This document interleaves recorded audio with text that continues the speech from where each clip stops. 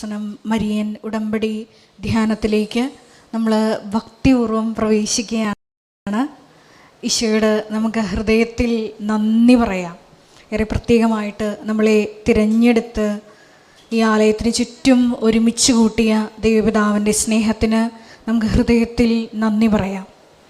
ഏറെ പ്രത്യേകമായിട്ട് നാളിതുവരെ കൃപാസനത്തിൽ വന്ന് മരിയൻ ഉടമ്പടിയെടുത്ത് പ്രാർത്ഥിച്ചു പോയിട്ടുള്ള ഓരോ മക്കളെയും അവരുടെ കുടുംബങ്ങളെയും സ്ഥാപനങ്ങളെയും ഈ അൾത്താരയിൽ സമർപ്പിച്ച് നമുക്ക് ഒരു നിമിഷം പ്രാർത്ഥിക്കാം.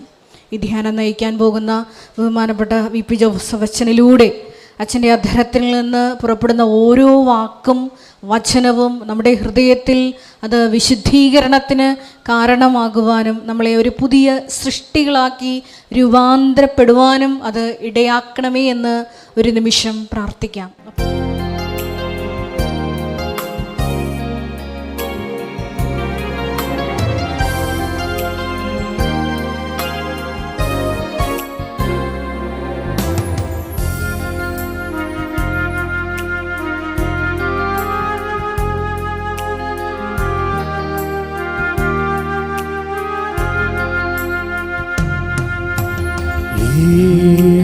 വിളക്കിൻ നടുവിൽ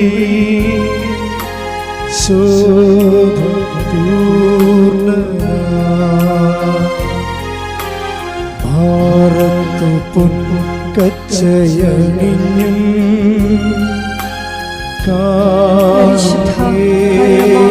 ദിവ്യകാരുണ്യത്തിന് നേരവും ആരാധനയും സ്തുതിയും പുകഴ്ചയും ഉണ്ടായിരിക്കട്ടെ.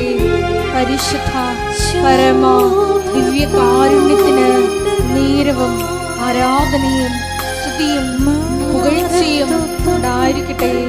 പരിശുദ്ധ പരമ ദിവ്യകാരുണ്യത്തിന് നേരവും ആരാധനയും സ്തുതിയും പുകഴ്ചയും ഉണ്ടായിരിക്കട്ടെ.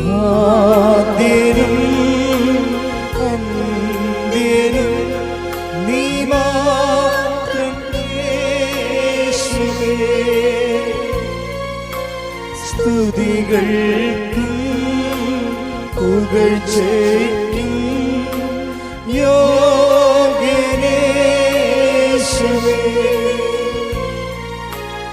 ആരാധന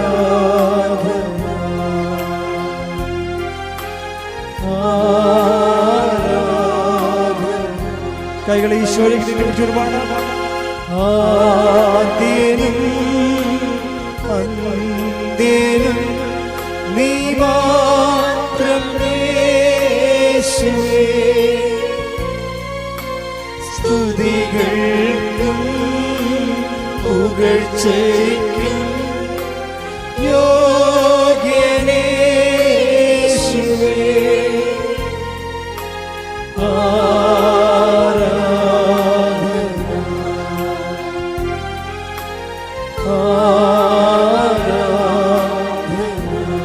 സ്തുതിക്കട്ടെ. ഹല്ലേലൂയ ഹല്ലേലൂയ ഹല്ലേലൂയ. യേശുവേ ആരാധന ആരാധന യേശുവേ നന്ദി യേശുവേ ആരാധന മഹത്വം മഹത്വം ആരാധന ആരാധന ഹല്ലേലൂയ യേശുവേ നന്ദി യേശുവേ ആരാധന ഹല്ലേലൂയ.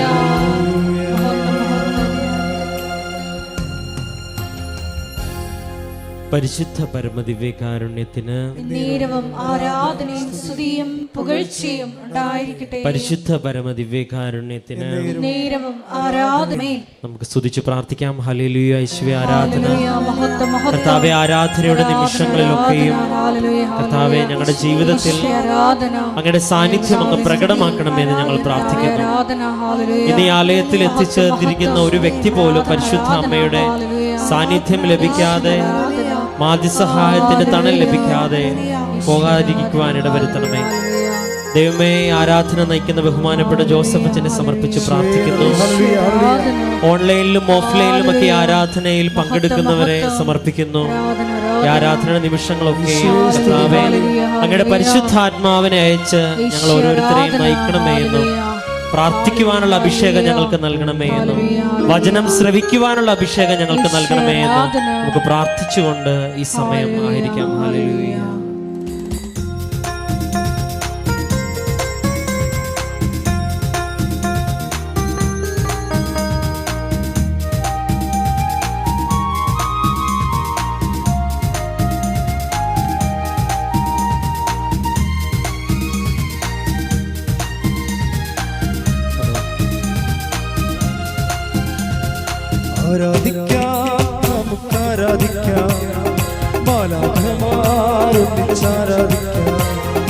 ആരാധിക്കാം, നമുക്ക് ആരാധിക്കാം.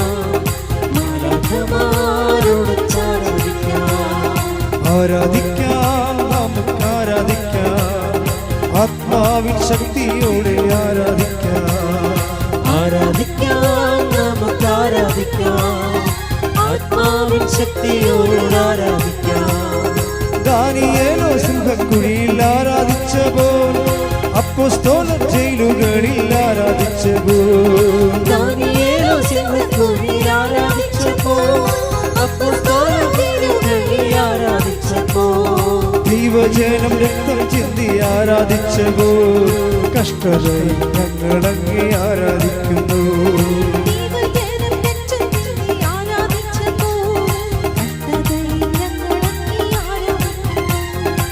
ആരാധിക്കാം, നമുക്ക് ആരാധിക്കാം. മാലാഖമാരോടൊത്ത് ആരാധിക്കാം. ആരാധിക്കാം, നമുക്ക് ആരാധിക്കാം. ആത്മാവിൻ ശക്തിയോടെ ആരാധിക്കാം. സ്തുതിച്ച് പ്രാർത്ഥിക്കാം. ഹല്ലേലൂയ, ഹല്ലേലൂയ. ദൈവമാതാവിന്റെ ജനനത്തിന്റെ നാളിൽ ഒരുങ്ങിക്കൊണ്ടിരിക്കുന്ന ദിവസങ്ങളിൽ മരിയൻ ഉടമ്പടിയെടുത്ത് പ്രാർത്ഥിക്കുന്ന ഞങ്ങൾ ഓരോരുത്തരെയും വ്യക്തിപരമായി ദൈവമാതാവിന്റെ മധ്യസ്ഥയിൽ ദിവ്യകാരുണ്യ സന്നിധിയിൽ സമർപ്പിച്ചു പ്രാർത്ഥിക്കുന്നു. ഉടമ്പടി നിബന്ധനകള് പരിശുദ്ധമ്മയെ പോലെ വിശ്വസ്തതാപൂർവം വചനം ജീവിതത്തിൽ പ്രാർത്ഥിച്ചുകൊണ്ട് പ്രവർത്തിച്ചുകൊണ്ട് മുന്നേറുവാൻ ഈ ആരാധനയിലൂടെ ഞങ്ങളെ അഭിഷേകം ചെയ്യണമേ. ഹല്ലേലൂയ. മഹത്വം, മഹത്വം. ആരാധന, ആരാധന. ആദ്യ സഭവാളിൻ മുൻപിൽ ധീരതയോടെ ഹല്ലേലൂയ ഗീതം പാടി ആരാധിച്ചപ്പോൾ,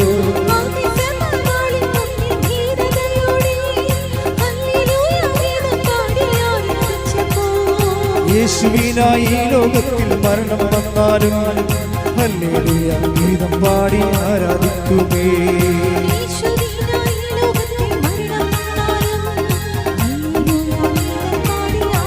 കൈകൾ ഉയർത്തി ആരാധിക്കാം, നമുക്ക് ആരാധിക്കാം. മാലാഖമാരോടൊത്ത് ആരാധിക്കാം. ആരാധിക്കാം, നമുക്ക് ആരാധിക്കാം. ആത്മാവിൻ ശക്തിയോടെ ആരാധിക്കാം. ആരാധിക്കാം, നമുക്ക് ആരാധിക്കാം. മാലാഖമാരോടൊത്ത് ആരാധിക്കാം. ആരാധിക്കാം, നമുക്ക് ആരാധിക്കാം. ആത്മാവിൻ ശക്തിയോടെ ആരാധിക്കാം. പരിശുദ്ധമ്മേ, ദൈവമാതാവേ, അമ്മയുടെ പ്രത്യക്ഷീകരണത്തിന്റെ വലിയ അനുഭവം ഓരോ ഉടമ്പടി ആരാധനയിലൂടെ അനേകരുടെ ജീവിതങ്ങളിലേക്ക് എത്തുന്നതിനെ ഓർത്ത് ഈശോയെ ഞങ്ങൾ അങ്ങേക്ക് നന്ദി പറയുന്നു. ഈ ആരാധനയിൽ പങ്കെടുക്കുന്ന ഓരോ വ്യക്തികളും ജീവനുള്ള ദൈവത്തിന്റെ സാന്നിധ്യം തിരിച്ചറിയുവാൻ ഇടവരുത്തണമെന്ന് ഞങ്ങൾ പ്രാർത്ഥിക്കുന്നു. ഞങ്ങൾക്ക് ആവശ്യമായ ദൈവിക വെളിപ്പെടുത്തലുകൾ നൽകുന്നതിനെ ഓർത്ത് ഞങ്ങൾ എനിക്ക് നന്ദി പറയുന്നു. ഇന്നേ ദിവസം പ്രത്യേകം വിധം ഈ ആലയത്തിലായിരിക്കുവാനും ഈ ഉടമ്പടി ആരാധനയിൽ പങ്കുകാരാകുവാനും നീ ഇടവരുത്തിനോട് നന്ദി പറയുന്നു. നീ ആഗ്രഹിക്കുന്ന ദൈവിക പദ്ധതി ഞങ്ങളുടെ ജീവിതത്തിൽ നിറവേറ്റി തരണമേ എന്ന് ഞങ്ങൾ ഈ സമയം സ്തുതിച്ച് പ്രാർത്ഥിക്കുന്നു. ജീവിതത്തിൽ വേദനകളേറിടുമ്പോൾ, കഷ്ടനഷ്ട പീഡനങ്ങളേറിടുമ്പോൾ, സന്തോഷത്തോടെ ഉച്ചത്തിൽ പാടാം.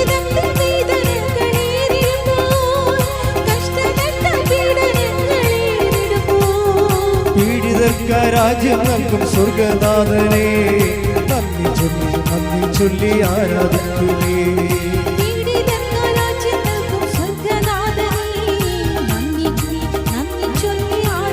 സന്തോഷത്തോടെ പാടാം. ആരാധിക്കാം, നമുക്ക് ആരാധിക്കാം. കൈകൾ ഉയർത്തി അടിച്ചുകൊണ്ട്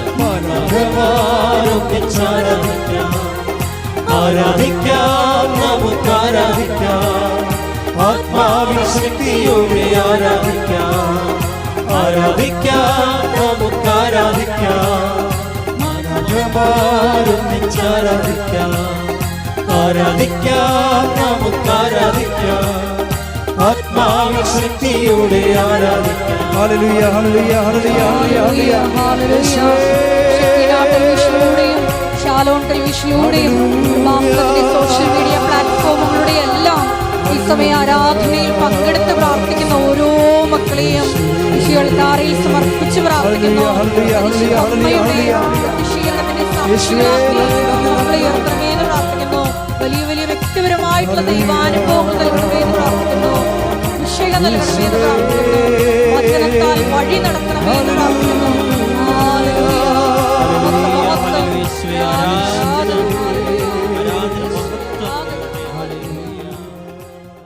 പരിശുദ്ധ പരമദിവ്യകാരുണ്യത്തിന്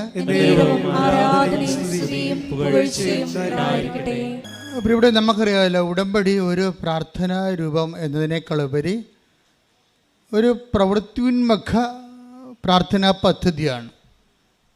എന്താണ് ഉടമ്പടി? ഒരു പ്രവൃത്തിയുന്മുഖ പ്രാർത്ഥനാ പദ്ധതി. അപ്പോൾ ഇതൊരു പ്രാർത്ഥനാ പദ്ധതിയാണ്, അല്ലെങ്കിൽ ഒരു പ്രവൃത്തിയുന്മുഖ പ്രാർത്ഥനയാണ്. ഇത് ക്രാക്കാകണത് നമ്മൾ അത് ഉടമ്പടി എക്സിക്യൂട്ട് ചെയ്യുമ്പോഴാണ്, പ്രവർത്തിക്കുമ്പോഴാണ്.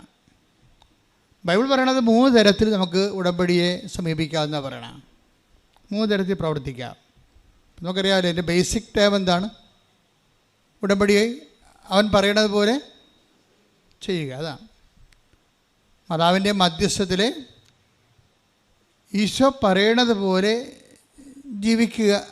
ചെയ്യുകയാണ് ഉടമ്പടി. ഇനി ഈശോ പറയണ പോലെ ഈ യോഹന്നാൻ 2:5 അത് വചനം 1 വായിച്ചേ. അവൻ്റെ അമ്മ പരിചാരകരോട് പറഞ്ഞു, അവൻ നിങ്ങളോട് പറയുന്നത് ചെയ്യുവിൻ. അപ്പം അവൻ നിങ്ങളോട് പറയുന്നത് ചെയ്യുവിൻ. ഇതിൻ്റെ ആദ്യ വെളിപാടെന്ന് പറഞ്ഞത് ഇതിൻ്റെ കന്യ വെളിപാടായിട്ട് നമുക്ക് ആദ്യം അമ്മ പറഞ്ഞത് അവർക്ക് വീഞ്ഞില്ല എന്നുള്ള സാഹചര്യം, കുടുംബത്തിൻ്റെ ഒരു ഇല്ലായ്മയുടെ സാഹചര്യമാണ്. ഉടമ്പടി കുടുംബത്തിൻ്റെ ഇല്ലായ്മ പരിഹരിക്കുന്ന, എന്ത് തരത്തിലുള്ള ഇല്ലായ്മയായാലും അത് പരിഹരിക്കുന്ന ഒരു പദ്ധതിയാണ്. കുടുംബത്തിൻ്റെ ഇല്ലായ്മ പരിഹരിക്കുന്ന പദ്ധതിയാണ് ഉടമ്പടി. അപ്പോൾ ആ കുടുംബത്തിൽ ചെന്നപ്പോൾ അവിടുത്തെ പ്രശ്നം, അവരൊരു അപമാനകരമായ പ്രശ്നം അനുഭവിക്കാൻ പോയിരുന്നു. നാട്ടുകാരവരെ ക്ഷണിച്ച് വരുത്തിയവരെ അപമാനിച്ച് വരേണ്ട ഒരു അവസ്ഥ വന്ന് വീഞ്ഞ് തീർന്നു പോയി. അപ്പം അങ്ങനെ ഒരു മാനസിക പ്രയാസമുണ്ട്. അത് ശാരീരിക പ്രയാസവും രോഗവും കാര്യങ്ങളൊന്നും അല്ല, ഒരു മാനസിക പ്രശ്നമാണ് കുടുംബത്തിലെ മാതാവ് ആദ്യം അഡ്രസ്സ് ചെയ്യണത്. അപ്പോൾ നിങ്ങൾ മാനസിക പ്രശ്നം എന്ന് പറയുമ്പോൾ ഭ്രാന്തല്ലേ മനസ്സിലുണ്ടാകുന്ന പ്രശ്നം. ഇപ്പോൾ ഒരു പരാജയം വന്നാൽ നമുക്ക് വിഷമം ഉണ്ടാകത്തില്ലേ? പരീക്ഷയ്ക്ക് തോറ്റാൽ നമുക്കൊരു പ്രശ്നം ഉണ്ടാകും. പരീക്ഷയ്ക്ക് തോറ്റാൽ എന്ത് പ്രയാസമാണ് നമുക്കുണ്ടാകണത്? പരീക്ഷയ്ക്ക് തോറ്റെന്നുള്ളത് പ്രയാസം അത് നമ്മുടെ സ്വകാര്യമാണ്, അത് നമുക്ക് തന്നെ സഹിച്ച് തീർക്കാം. ഇതില്ല, ആൾക്കാർ നമ്മളോട് ചോദിക്കത്തില്ലേ, ജയിച്ചില്ല എന്ന് ചോദിക്കത്തില്ലേ? അപ്പം സമൂഹം അടിച്ചേൽപ്പിക്കണ ഒരു മാനസിക ആഘാതമുണ്ട്. നാട്ടുകാരെന്ത് പറയുമെന്ന് പറയണില്ല, നാട്ടുകാരെന്ത് പറയും. അപ്പം നമ്മളവർക്കോ നാട്ടുകാരെ വാഴൊക്കെ പുറത്താൻ പറ്റുക, അതൊക്കെ തിരക്കിട്ട് വല്ല കാര്യം ഉണ്ടെന്ന് വെച്ച് കഴിഞ്ഞാൽ കാര്യം ഉണ്ടെന്നാണ് പറയണത്, മാതാവ് പറയണത്. നാട്ടുകാർ നിങ്ങളെക്കുറിച്ച് എന്തെങ്കിലും പറഞ്ഞാൽ നിങ്ങളുടെ ഈ ആൾക്കാരെന്താ നാട് വിട്ടു പോയെന്ന് പറയണത്, ആ നാട്ടിൽ ജീവിക്കാൻ പറ്റാത്ത സാഹചര്യം വരുമ്പോൾ അവർ അഡ്രസ്സ് പോകും. മനുഷ്യന് ഏറ്റവും പ്രധാനപ്പെട്ടതാണ് അവരുടെ അഡ്രസ്സെന്ന് പറയണത്. നമ്മുടെ നാട്ടിൽ ജീവിക്കാൻ പറ്റാത്ത നമ്മുടെ ഫെയിം പോയാൽ നമ്മളെക്കുറിച്ച് വിലയില്ലേ, വിലയും നിലയും എന്നൊക്കെ പറയത്തില്ലേ? ആൾക്കാർ ഇതിനു വേണ്ടിയല്ലേ ജീവിക്കണത്, ഇവരെ വിലയും നിലയൊക്കെ. അപ്പോൾ എന്തിനാണ് വിലയും നിലയും ഒക്കെ ആൾക്കാർ ഉണ്ടാക്കണത്? അത് ആണ് നമ്മുടെ ഒരു ഭൗതിക സാഹചര്യമാണത്. നമ്മൾ മനുഷ്യരായ മാത്രം പോരാ, നമുക്കൊരു വിലയുണ്ടാകണം, പിന്നെന്താണ്, ഒരു നിലയുണ്ടാകണം. അപ്പോൾ ഇവിടെ വിലയും നിലയും പോകാൻ പോണ അവസ്ഥയാണ്. നാട്ടുകാരവരെ ഈ കനായിലെ കുടുംബത്തിൽ വീഞ്ഞു തീർന്നു പോകുമ്പോൾ അവിടെ വില പോകുന്നു, അവിടെ നില പോകുന്നു. പക്ഷേ നിൻ്റെ വിലയും നിലയും പോയാൽ അത് മനസ്സിലാക്കുന്നത് ആരായിരിക്കും? അമ്മയായിരിക്കും. അതാണ് ഉടമ്പടി. ഉടമ്പടി നിൻ്റെ നഷ്ടപ്പെട്ടു പോയ വിലയും നിലയും പരിശുദ്ധ അമ്മയിലൂടെ ദൈവം നിനക്ക് തിരിച്ചു തരാൻ പോകുന്നു. കൈയടിച്ച് ശ്രദ്ധിക്കട്ടെ.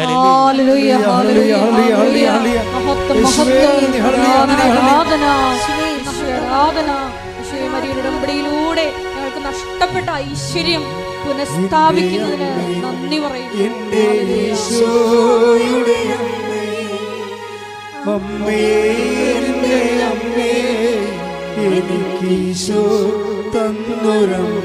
ഒരുമിച്ച് പാടുക.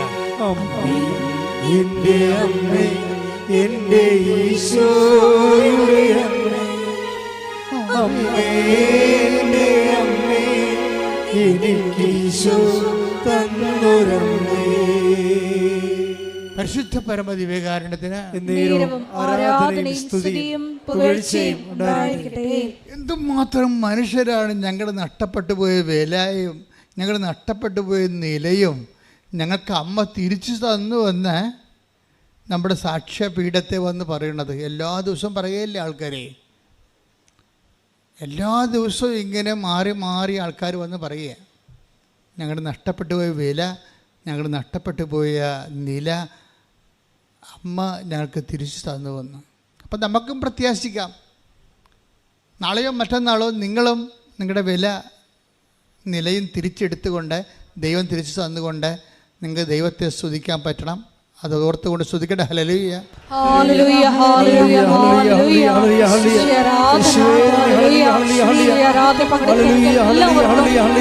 സാക്ഷ്യം പറയാനിടയാക്കണമെന്ന് പ്രാർത്ഥിക്കുന്നു. ആരാധന ആരാധന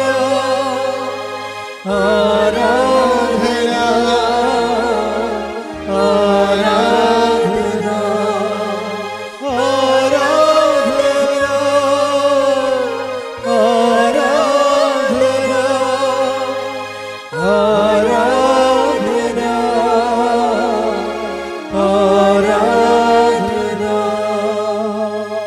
ഇപ്പോൾ നഷ്ടപ്പെട്ടതോ നഷ്ടപ്പെടാൻ പോകുന്നതോ, ഇപ്പോൾ നഷ്ടപ്പെടാൻ പോകും നമ്മുടെ ഭാവി നമുക്ക് ഒരു എന്തെങ്കിലും തരത്തിലുള്ള ഒരു ആഘാതം വരാൻ പോകുന്നുണ്ടെങ്കിൽ ദൈവത്തിന് എപ്പോഴും നമ്മുടെ ഭാവിയെ ഇങ്ങനെ സുരക്ഷിതമാക്കണ കാണാം. നിൻ്റെ ഭാവി വർത്തമാനം മാത്രമല്ല, നിൻ്റെ ഭാവിയെ ദൈവം സുരക്ഷിതമാക്കും. ആ വീട്ടിലൊരു ദുരന്തം, അല്ലെങ്കിൽ അമ്മ തന്നെ ഇവിടെ പ്രത്യക്ഷപ്പെട്ടപ്പോൾ എന്താ പറഞ്ഞത്? ദുരന്തം ഉണ്ടാകാൻ പോകുന്നു എന്നാണ്. ഇപ്പം ഭാവിയിൽ സംഭവിക്കാൻ പോണ കാര്യങ്ങളാണ്. അത് വ്യക്തിയായാലും ശരി, രാജ്യമായാലും ശരി, ഇനി ഭൂലോകം ആസകരമായാലും ശരി, വരാൻ പോകുന്ന ദുരന്തത്തെ പ്രതിരോധിക്കാൻ കൂടി ദൈവം അമ്മയ്ക്ക് ഉത്തരവാദിത്തം കൊടുത്തിട്ടുണ്ട്. അതുകൊണ്ട് നാളെ നിനക്കുണ്ടാകാൻ പോകുന്ന ദുരന്തങ്ങളെ, ദുഃഖങ്ങളെ അമ്മ ഇന്ന് പരിഹരിക്കുന്നതിൻ്റെ പേരാണ് ഉടമ്പടി. സ്തുതിക്കട്ടെ. ഹല്ലേലൂയ, ഹല്ലേലൂയ, ഹല്ലേലൂയ, ഹല്ലേലൂയ, ഹല്ലേലൂയ. ഉടമ്പടി പ്രാർത്ഥനയിൽ അമ്മ ഉടനടി പരിഹാരമേകും. ഉടമ്പടി പ്രാർത്ഥനയിൽ അമ്മ ഉടനടി പരിഹാരമേകും. അവൻ പറയുന്നതും ചെയ്തിടും. ജീവിതം ധന്യമാക്കിയിടും. അവൻ പറയുന്നതും ചെയ്തിടും. ജീവിതം ധന്യമാക്കിയിടും. അതാണ് ഉടമ്പടിയുടെ ഒരു മർമ്മം എന്ന് പറഞ്ഞാൽ. അതാണ് എന്താണ്? അവൻ പറയുന്നത് പോലെ സ്വരത്തിൽ പറഞ്ഞേ ചെയ്യുവിൻ. ഇത് പുതിയ തലമുറയ്ക്ക് എന്നാ പറ്റി? പണ്ടൊക്കെ ആൾക്കാർ എന്തൊരു ഇടിമുഴക്കം പോലെ ആയിരിക്കും പറയണത്. ഞാൻ ചോദിക്കുന്നതൊക്കെ മറുപടി പറയായിരുന്നു. ഇപ്പോഴത്തെ ആൾക്കാർ ഞാൻ ചോദിക്കുന്ന ഉടമ്പടിയെക്കുറിച്ചുള്ള സാക്ഷരത നിങ്ങൾക്ക് കുറവാണ്. രണ്ട് കാര്യങ്ങൾ നിങ്ങൾ ചെയ്യണം. ഒന്ന്, പഴയ അച്ഛൻ്റെ ടോക്കുകളെല്ലാം കേൾക്കണം. കാര്യം ഉടമ്പടിയുടെ ബേസിക് റെവലേഷൻസ് എല്ലാം പഴയ ധ്യാനത്തിലാണ് കിടക്കണത്. ഇതിപ്പോഴുള്ള എല്ലാം അപ്ഡേഷൻസ് അല്ലേ? ബേസിക് കഴിഞ്ഞിട്ട് പിന്നീടുള്ള അപ്ഡേഷൻസാണ് ഇപ്പോൾ വരണത്. ഇപ്പോഴുള്ള അപ്ഡേഷൻസിൻ്റെ ഗുണമെന്ന് പറയണത് മേജർ പ്രോബ്ലംസ് ക്രാക്ക് ചെയ്യാൻ ഇപ്പോഴത്തെ പ്രിൻസിപ്പിൾസാണ് നല്ലത്. പക്ഷേ ബേസിക് പ്രോബ്ലംസ് ക്രാക്ക് ചെയ്യുന്നതിന് പഴയത് കേൾക്കണം, പഴയ ഉടമ്പടി കേൾക്കണം. അതിനകത്ത് ഓരോ വിഷയങ്ങളെക്കുറിച്ചും അത് വെളിപാടിൻ്റെ ആദ്യകാലമായത് കാരണം ഭയങ്കര പവർഫുള്ളായിരുന്നു ആ കാലങ്ങളിൽ. ഇന്ന് ആൾക്കാർ അതെല്ലാം അനുഷ്ഠിച്ച് അനുഭവം പ്രാപിച്ചെല്ലാം ആവശ്യരെ സാക്ഷ്യം പറയുന്നൊരു കാലമാണ്. അപ്പം നിങ്ങൾ പഴയതും പുതിയതും കേൾക്കണം. അപ്പോൾ മാത്രമേ നിങ്ങൾക്ക് ഇതിൻ്റെ അത് കാര്യം എപ്പോഴും ഇപ്പോൾ പുതിയൊരു കാര്യം ഇപ്പം ഞാൻ നിങ്ങളോട് പറയാം. ഇപ്പം നമുക്ക് ഇപ്പം അവൻ പറയണ പോലെ ചെയ്യുകയാണ് ഉടമ്പടി, അല്ലേ? നമുക്ക് 3 തരത്തിൽ ചെയ്യാമെന്നാണ് രാവിലെ അമ്മ പറഞ്ഞത്. ഈ ഉടമ്പടി ധ്യാനത്തിൻ്റെ ഒരു പ്രശ്നം, ഇന്നലെ രാത്രി വരെ എൻ്റെ അലച്ചിലാണ്. അടുത്ത പ്രാവശ്യം എന്തായിരിക്കും അമ്മ പറയണത്? ഞാനെപ്പോഴും ജപമാല ചൊല്ലുമ്പോഴും വെറുതെ ഇരിക്കുമ്പോഴൊക്കെ ഉടമ്പടി ധ്യാനത്തെക്കുറിച്ചായിരിക്കും ചിന്തിക്കുന്നത്, പ്രാർത്ഥിക്കുന്നതും ആലോചിക്കുന്നതും. കുർബാന അർപ്പിക്കുമ്പോഴും എൻ്റെ മനസ്സിൽ ഉടമ്പടി ധ്യാനം ഉണ്ടാവും. കുർബാന അർപ്പിക്കുമ്പോഴും അവിടെ അച്ഛന്മാർ കുർബാന ചൊല്ലിക്കണം, ഞാൻ കുർബാന കൂടുമ്പോഴും എൻ്റെ മനസ്സിൽ ഞാൻ അപ്പ ഇപ്പം ക്രിസ്തുവിലൂടെ എന്നൊക്കെ പറഞ്ഞപ്പോൾ ഇന്ന് ഞാൻ പറഞ്ഞു അപ്പ അപ്പം ഈ കുർബാനയുടെ ഏറ്റവും ബെസ്റ്റ് ടൈമിലൊന്നാണ് ദൈവമേ ക്രിസ്തുവിൽ തന്നെ അങ്ങേക്ക് എന്ന് പറഞ്ഞ് കുർബാന പിതാവായ ദൈവത്തിന് അർപ്പിക്കുന്ന സമയത്ത് അപ്പായെ വിളിച്ച് പ്രാർത്ഥിക്കാനാണ് സഭ പറയണത്. അപ്പായെ വിളിച്ച് സഭ പ്രാർത്ഥിക്കണം അപ്പോഴാണ്. അതിനുശേഷമാണ് പിന്നീട് സ്വർഗസ്ഥനായ പിതാവേ എന്ന് സഭ പ്രാർത്ഥിക്കുന്നത്. മനോഹരമായൊരു സമയമാണത്, ഒരു വല്ലാത്ത സമയം. ഇപ്പം അപ്പായുടെയൊക്കെ ക്രിസ്തുവിനെ സഭയ്ക്ക് കാഴ്ചവെക്കാനുള്ള ഏറ്റവും വലിയ കാഴ്ച, അതിനേക്കാൾ വലിയൊരു കാഴ്ച ഇനി ഒരു കാലത്തും സഭയ്ക്ക് അപ്പായ്ക്ക് കൊടുക്കാനുണ്ടാകത്തില്ല. എന്താണ്?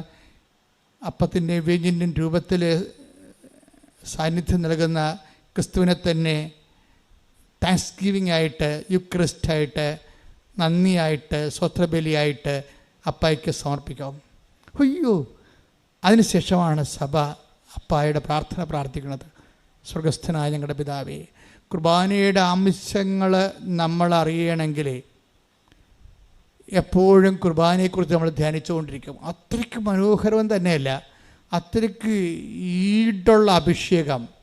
എല്ലാ പ്രാർത്ഥനയ്ക്കും അഭിഷേകം ഉണ്ടെങ്കിലും കുർബാനയുടെ അഭിഷേകം എന്ന് പറയുന്നത് നമുക്ക് അതിനെ ദൈവം ഇനി ഒരിക്കലും കുർബാനയ്ക്ക് പകരം വേറെ ഒന്നും ചെയ്യത്തില്ല. അത്രയ്ക്ക് എല്ലാ മേഖലകളിലും അത് അഭിഷേകമാണ്. അതിൻ്റെ അന്തസത്ത പണ്ട് ഞങ്ങൾക്ക് അറിയത്തില്ലായിരുന്നു. ലത്തിയിലായിരുന്നു കുർബാന അർപ്പിച്ചുകൊണ്ടിരുന്നത്. എൻ്റെ കുഞ്ഞുനാളിലൊക്കെ പള്ളിയിൽ പോകുമ്പോൾ ഞാൻ 4ാം ക്ലാസ്സിലൊക്കെ ചെല്ലുമ്പോൾ ലത്തീം കുർബാന അച്ഛൻ അങ്ങോട്ട് തിരിഞ്ഞാണ് അർപ്പിച്ചുകൊണ്ടിരുന്നത്. അപ്പോൾ അതിനുശേഷം വത്തിക്കാൻ സുനകദോസ് കൂടി പിതാക്കന്മാരിലൂടെ പരിശുദ്ധാത്മാവ് ജനങ്ങൾക്ക് തിരിഞ്ഞ് കുർബാന അർപ്പിക്കാൻ പറഞ്ഞു. അത് മലയാളത്തിൽ ചെല്ലാൻ പറഞ്ഞ്. അപ്പോഴാണ് ഇടിമുഴക്കം ഉണ്ടായത്. മലയാളത്തിൽ ചെല്ലിയപ്പോൾ എല്ലാവർക്കും മനസ്സിലായി എന്താണ് നടക്കുന്നത് അൽത്താരയിൽ, എന്താണ് അവർ പാടുന്നത്. കർത്താവെ കനിയണമേ എന്ന് പറഞ്ഞ് പറയുമ്പോൾ നമ്മുടെ ഉള്ളിലെ കർത്താവിൻ്റെ കനിവിങ്ങനെ നിറവായി വരും.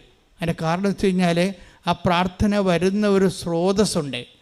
അതായത് ഒരു ഗ്രാമത്തെ അല്ലെങ്കിൽ ഒരു പട്ടണത്തെ ശത്രുക്കൾ വളഞ്ഞ് അതിനെ ആക്രമിച്ച് അതിനെ കീഴ്പ്പെടുത്താൻ വേണ്ടി വരുമ്പോൾ ആ പട്ടണത്തിൻ്റെ രാജാവ് പടയാളികളുടെ കൂടെ ഇവരെ എതിർക്കാൻ വേണ്ടി പോകും.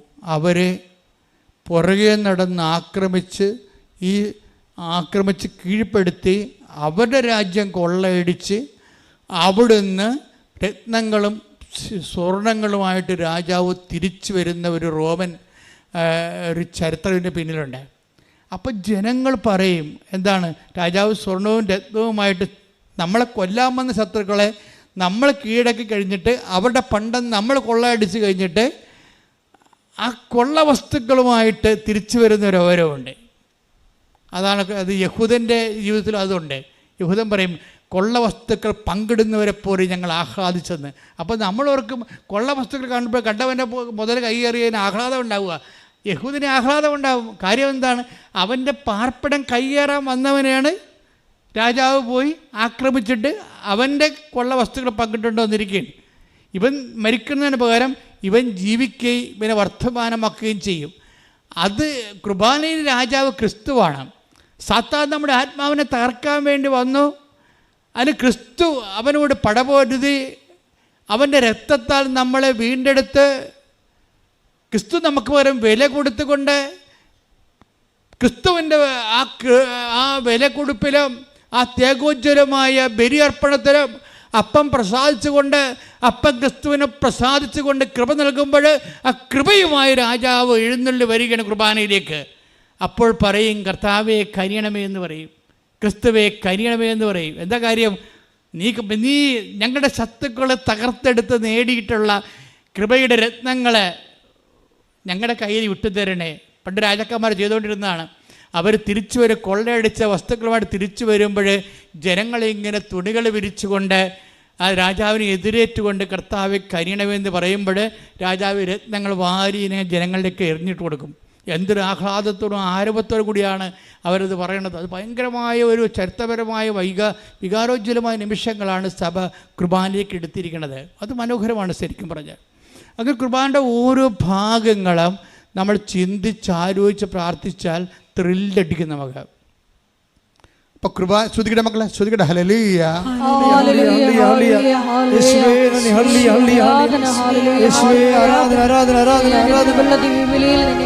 അനുഭവിച്ച് കുർബാനയിൽ പങ്കെടുക്കുവാനുള്ള വലിയ കൃപ ഞങ്ങൾക്ക് ഒരുമിച്ച് പാടാം. ശ്രുതികട ഹല്ലേലൂയ. ബലിവേദി ഞങ്ങൾക്കായി മുറിയും അപ്പമാണു നീ. ശ്രുതി പാടുക എല്ലാവരും. ദിവ്യകാരുണ്യമേ ബലിവേദി ഞങ്ങൾക്കായി മുറിയും അപ്പമാണു നീ. ജീവൻ സമൃദ്ധമായി ഉണ്ടാകുവാൻ നീ മുറിക്കപ്പെടുന്നു. ജീവൻ സമൃദ്ധമായി ഉണ്ടാകുവാൻ നീ മുറിക്കപ്പെടുന്നു. സ്വയമേ ശൂന്യമാകുന്നു. ഇതുപോലെ എല്ലാ ലിറ്റർജിക്കലായിട്ടുള്ള ആരാധനാക്രമ സംബന്ധമായ എല്ലാ വിഷയങ്ങളോടും നമുക്ക് സാങ്കേതിക ജ്ഞാനമല്ല വേണ്ടത്. നമുക്ക് വേണ്ടത് ബയോളജിക്കൽ റിലേഷനാണ്. ജൈവജ്ഞാനം വേണം. അതിൻ്റെ ഓരോ വിഷയങ്ങൾക്കും അതിൻ്റെ ജൈവപരതയുണ്ട്. അത് സ്പന്ദിക്കുന്നുണ്ട്. വികാരജ്വലമാണ് അതിൻ്റെ എല്ലാം. കുർബാനയൊക്കെ കർത്താവ് പാപത്തിൻ്റെ പരിഹാരമായിട്ട് ദൈവം കണ്ട നീതിയുടെ ഏറ്റവും വലിയ കാഴ്ചയാണ്. തന്നെ മുറിച്ച് കൊടുക്കേണ്ടി വന്നാൽ ആ അറ്റം വരെ പോയിക്കൊണ്ട് അത് ചെയ്തുകൊണ്ട് നിന്നെ സ്നേഹിക്കണം. ദൈവത്തിൻ്റെ സ്നേഹത്തിൻ്റെ ഹൃദയത്തിൻ്റെ സ്പന്ദനമാണ് കുർബാന. ശ്രുതികട ഹല്ലേലൂയ. ഹല്ലേലൂയ ഹല്ലേലൂയ ഹല്ലേലൂയ ഹല്ലേലൂയ. മഹത്വം മഹത്വം. നിന്നെ വീണ്ടെടുക്കുവാൻ ഏതറ്റം വരെ പോകുന്ന അവസാന താഴ് സമയം. നന്ദി പറയുന്നു. ശ്രുതികട ഹല്ലേലൂയ. ഹല്ലേലൂയ. എല്ലാവരും ശ്രുതിക്കട്ടെ, ശക്തമായി ശ്രുതിക്കട്ടെ, ഇടിമുഴക്കം പോലെ ശ്രുതിക്കട്ടെ. കർത്താവിൻ്റെ സ്നേഹം, കർത്താവിൻ്റെ സ്നേഹം, കർത്താവിൻ്റെ സ്നേഹം എല്ലാവർക്കും മുഴുകട്ടെ. ശ്രുതിക്കട്ടെ ഹല്ലേലൂയ. ആരാധന. ഹല്ലേലൂയ ഹല്ലേലൂയ ഹല്ലേലൂയ.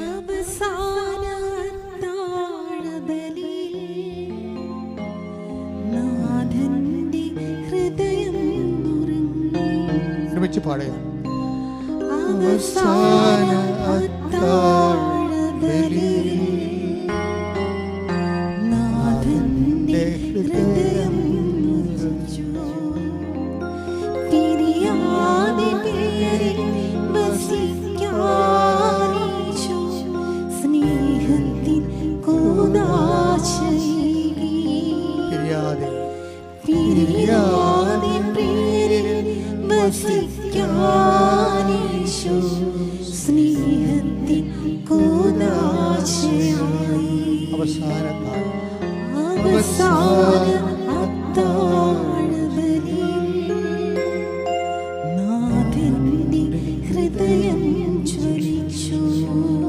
പ്രിയാതെ പ്രിയരിൽ വസിക്കാനീശോ സ്നേഹത്തിൻ കൂദാശയായി. എന്തോ ഒരു ഹൃദയമാണെന്ന് നോക്കിയേ. പിരിയാതെ പ്രിയരിൽ വസിക്കാൻ ഈശോ സ്നേഹത്തിൻ കൂദാശയായി. കൂദാശ തന്നെ രൂപപ്പെട്ടതിൻ്റെ ഉദ്ദേശം നമ്മളെ വിട്ടുപിരിഞ്ഞു പോകാതിരിക്കാനുള്ള ദൈവത്തിൻ്റെ അഗമ്യമായ സ്നേഹത്തിൻ്റെ ആഗ്രഹമാണ്.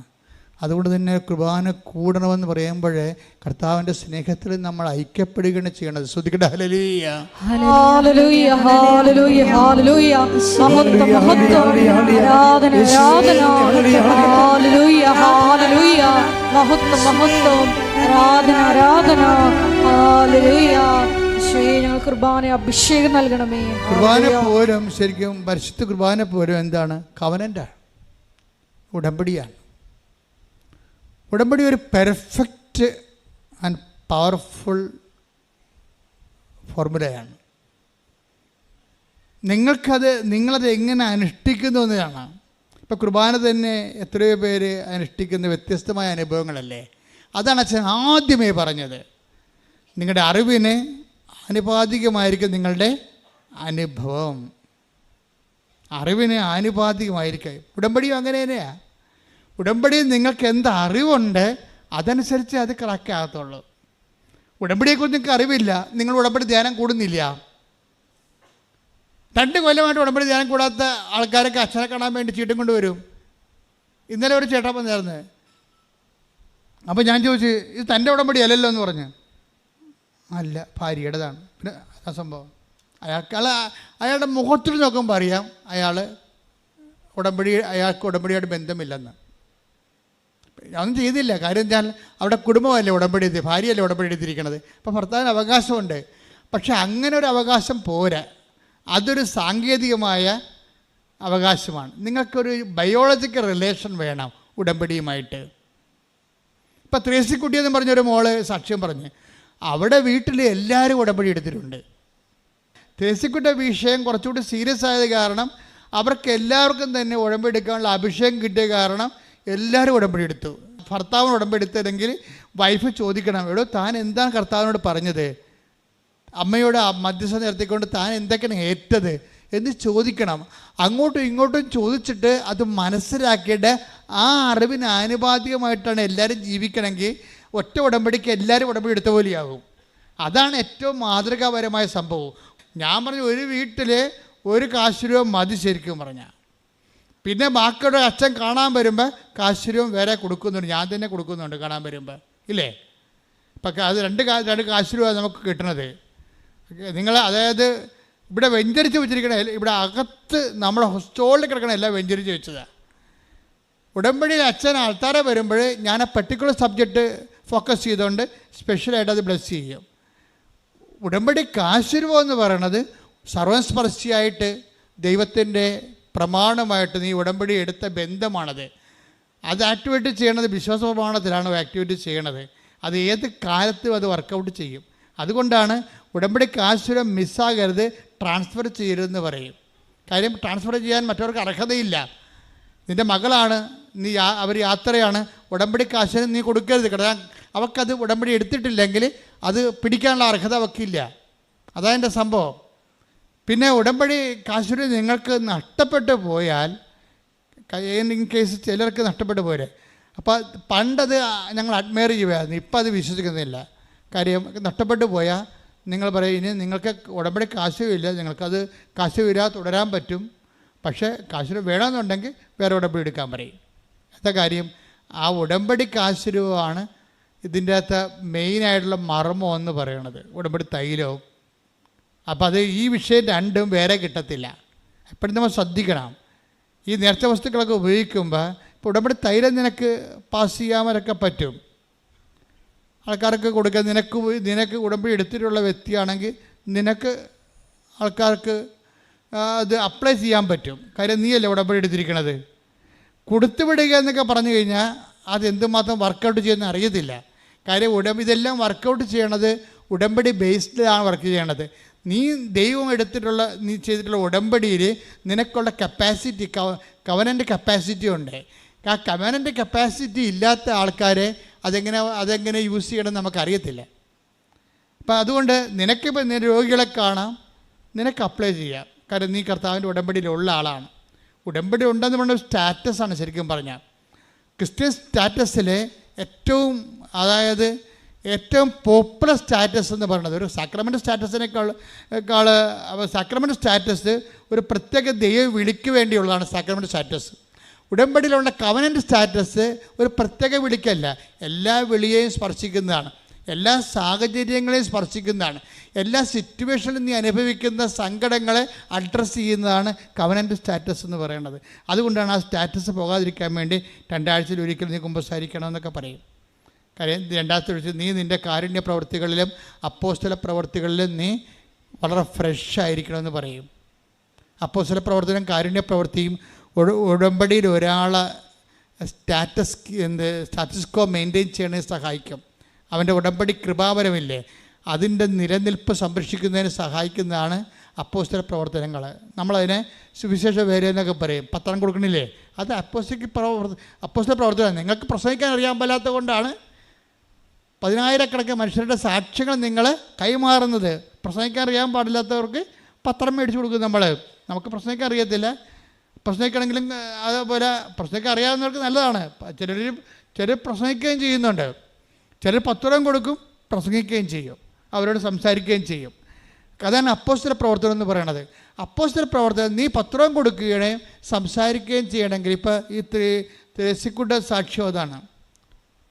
വയനാടത്തെ മാനന്തവാടി കത്തിൽ രൂപത കരുതിയ ത്രേസ്യക്കുട്ടി പറയണത്, ഞാൻ കല്യാണം ക്ഷണിക്കാൻ പോയപ്പോൾ പോലും കല്യാണക്കുറിയുടെ കൂടെ അത്രയും തന്നെ പത്രം കൊണ്ടുപോയി എന്നാണ് പറയണം. കല്യാണക്കുറി കൊടുക്കണ വീട്ടിലെല്ലാം പത്രം കൊടുത്തിട്ട് സംസാരിക്കും ഞാൻ അവരോട്. പോരെ, കല്യാണം ക്ഷണിക്കാൻ പോവുകയാണേ, ആൾക്കാർ എന്തുമാത്രം മാറ്റമാണ് മാറണമെന്ന് നോക്കിയേ. കല്യാണക്കുറിയുടെ കൂടെ പത്രം കൊണ്ട് കൊടുക്കും. ഇതിന് പത്രം കൊടുത്തിട്ട് ഞാൻ മകളുടെ കല്യാണമല്ല പറയണത്, അത് നിങ്ങൾ വരണം തീർച്ചയായിട്ടും. പിന്നെ പറയണത് എന്താണ്? ഉടമ്പടിയെക്കുറിച്ചാണ് പറയണത്. കല്യാണം ക്ഷണിക്കാൻ പോണ അമ്മ, മകൻ്റെ കല്യാണം ക്ഷണിക്കാൻ പോകുന്ന അമ്മ ക്ഷണിക്കണ വീട്ടിൽ ഉടമ്പടിയെക്കുറിച്ചും കൃപാസനത്തെക്കുറിച്ചും മാതാവിനെക്കുറിച്ചും പറയണമെങ്കിൽ അതിൻ്റെ പേരാണ് അപ്പോസ്തല പ്രവർത്തനം എന്ന് പറയുന്നത്. ഈ അപ്പോസ്തല പ്രവർത്തനവും അതുപോലെ തന്നെ കാരുണ്യ പ്രവർത്തികളും, ഈ 2 കാര്യം സ്റ്റാറ്റസ് കോ മെയിൻറ്റെയിൻ ചെയ്താലേ, അതിൻ്റെ തലസ്ഥിതി നിലനിർത്തിയെടുത്താലേ നിങ്ങൾ കവനൻ്റിലാണ്. ശരിക്കും പറഞ്ഞാൽ കവനൻ്റിലാണെന്ന് വെച്ച് കഴിഞ്ഞാൽ ഈ നമ്മൾ തൊട്ടതെല്ലാം പൊന്നാകുമെന്ന് പറയത്തില്ലേ, അതുപോലുള്ള അനുഭവമാണ്. കാര്യം ഉടമ്പടിക്കൊരു പ്രശ്നം വെച്ചാൽ, ഉടമ്പടിയിൽ ദൈവം നിങ്ങളതിൻ്റെ ഫോർമുല കറക്റ്റ് ചെയ്താൽ പിന്നെ ഓട്ടോമാറ്റിക്കായിട്ട് ഗ്രേസ് നിങ്ങൾ ആഗ്രഹിക്കുന്ന മേഖലയെല്ലാം കൃപ ഒഴുകിക്കൊണ്ടിരിക്കും. കാര്യം എന്താണ്? ദൈവം വിശ്വസ്തനും സത്യസന്ധനുമായതുകൊണ്ട് നിങ്ങൾ സത്യത്തിലാണ് അത് ചെയ്യണമെന്നുണ്ടെങ്കിൽ നിങ്ങളെ ഫ്രോഡ് കളിക്കരുത്.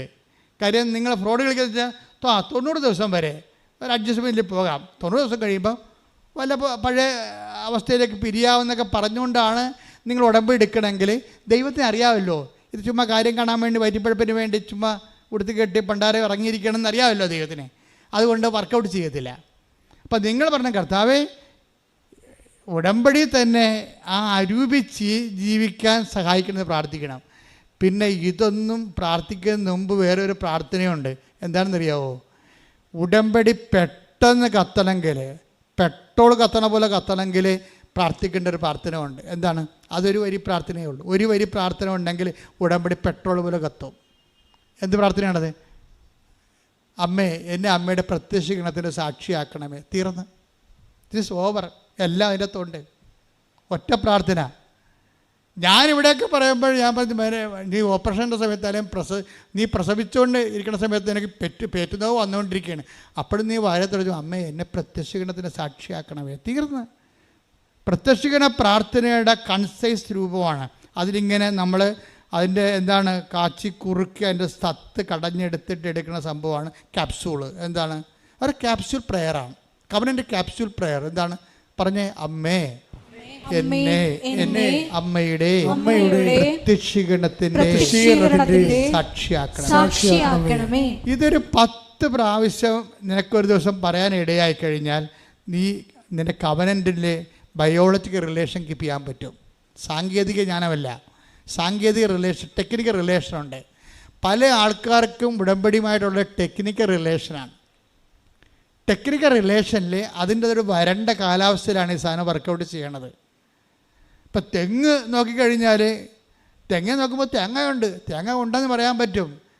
എത്ര വെള്ളക്കാ പൊട്ടിയതായിരിക്കും? 50 വെള്ളക്കാ പൊട്ടി. എത്ര തേങ്ങയുണ്ട്? 4 തേങ്ങയുണ്ട്. പോരെ? അതാണ് പ്രശ്നം. തേങ്ങ ഉണ്ടെന്ന് പറഞ്ഞിട്ട് കാര്യമില്ല. സാങ്കേതികമാണ്. ഭൂമിയിൽ ഇങ്ങനെ ആ സംഭവം, ആ തെങ്ങെന്ന് പറഞ്ഞ സാധനം ഭൂമിയിൽ ഉറച്ചു നിൽക്കണ കാരണം 4 തേങ്ങ ഉണ്ട്. പക്ഷേ വെള്ളക്കാത്തിലൂടെ പൊട്ടിയിരിക്കണത് 50 വെള്ളക്കാ പൊട്ടിയിട്ടാണ് 4 തേങ്ങ ഉള്ളത്. ഒന്നുമില്ലെങ്കിൽ ഒരു 10-20 തേങ്ങ പിടിക്കേണ്ടതാണത്. നല്ല വിളക്കൂറുള്ള മണ്ണിലാണ് ആ തെങ്ങ് നിൽക്കണമെന്നുണ്ടെങ്കിൽ, ഇത്തിരി വെള്ളമൊക്കെ ആവശ്യത്തിനുണ്ടെങ്കിൽ ഒരു 10-20 തേങ്ങ കിട്ടേണ്ട സംഭവത്തിൽ 4 തേങ്ങയാണ്. എന്തുകൊണ്ടാണ് ഈ ഉടമ്പടി ഈ വ്യത്യാസം വന്നത്? എല്ലാവരും എടുത്തിരിക്കുന്ന ഉടമ്പടിയാണ്. ചിലത് 4 തേങ്ങ, ചിലത് 8 തേങ്ങ, ചിലത് 12 തേങ്ങ, ഇങ്ങനെ കിടക്കണത്. ഈ വ്യത്യാസം വരാൻ കാരണം എന്താണ്? അതിൻ്റെ കാരണം ചെയ്വനയുടെ രീതികളാണ്. ബൈബിളിൽ 3 തരം ചെയ്വനയുണ്ട്. ചെയ്വന എന്ന് പറഞ്ഞാൽ എന്താണ്? ചെയ്യുന്ന രീതികൾ. അവൻ പറയണ പോലെ ചെയ്യണതാണല്ലോ ഉടമ്പടി. പക്ഷെ അവൻ പറയണ പോലെ എല്ലാവരും ചെയ്യണില്ല.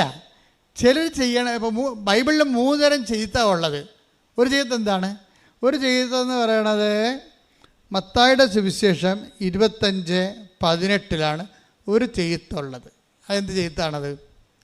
അവന് കിട്ടിയ നാണയം, താലന്ത് അവൻ കൊണ്ട് കുഴിച്ചിട്ടിട്ട് വെറുതെ ഇരിക്കും. ചില ഉടമ്പടി എടുത്ത് വെറുതെ ഇരിക്കുന്ന ആൾക്കാരില്ലേ? അതാ സംഭവം. അത് വായിച്ചതെന്ന് വെച്ചാൽ ഒന്ന് മത്തായിയുടെ സുവിശേഷം എടുത്തേ. മത്തായി 25:18. എന്നാൽ ഒരു താലന്ത് ലഭിച്ചവൻ പോയി നിലം കുഴിച്ച് യജമാനന്റെ പണം മറച്ചു വെച്ചു. അതാണ് അവൻ. അപ്പം അതിന് മൊത്തം വായിച്ചതൊക്കെ മനസ്സിലാകത്തുള്ളത്. മൊത്തം ഒന്ന് വായിച്ചത് മത്തായി ശ്രീകാട് സുവിശേഷം 25:14 മുതലുള്ള ജനം.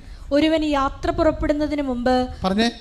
ഒരുവൻ യാത്ര പുറപ്പെടുന്നതിന് മുമ്പ് ഭൃത്യന്മാരെ വിളിച്ച് തന്റെ സമ്പത്ത് അവരെ ഭരമേൽപ്പിച്ചതുപോലെയാണ് സ്വർഗരാജ്യം. അവൻ ഓരോരുത്തന്റെയും കഴിവനുസരിച്ച് ഒരുവന് 5 താലന്തും മറ്റൊരുവന് 2 വേറൊരുവന് 1 കൊടുത്ത ശേഷം യാത്ര പുറപ്പെട്ടു. 5 താലന്ത് ലഭിച്ചവൻ ഉടനെ പോയി വ്യാപാരം ചെയ്ത് 5 താലന്ത് കൂടി സമ്പാദിച്ചു. 2 താലന്ത് കിട്ടിയവനും 2 കൂടി നേടി. എന്നാൽ 1 താലന്ത് ലഭിച്ചവൻ പോയി നിലം കുഴിച്ച് യജമാനന്റെ പണം മറച്ചു വെച്ചു. അപ്പൊ ഇങ്ങനെ ഒരു രീതിയുണ്ട്. ഉടമ്പടി എടുക്കാം, പക്ഷെ ഉടമ്പടി മറച്ചു വെക്കും ആൾക്കാർ. വീട്ടുകാർ പോലും അറിയത്തില്ല ഒരു ഉടമ്പടി എടുത്തതാണെന്ന്.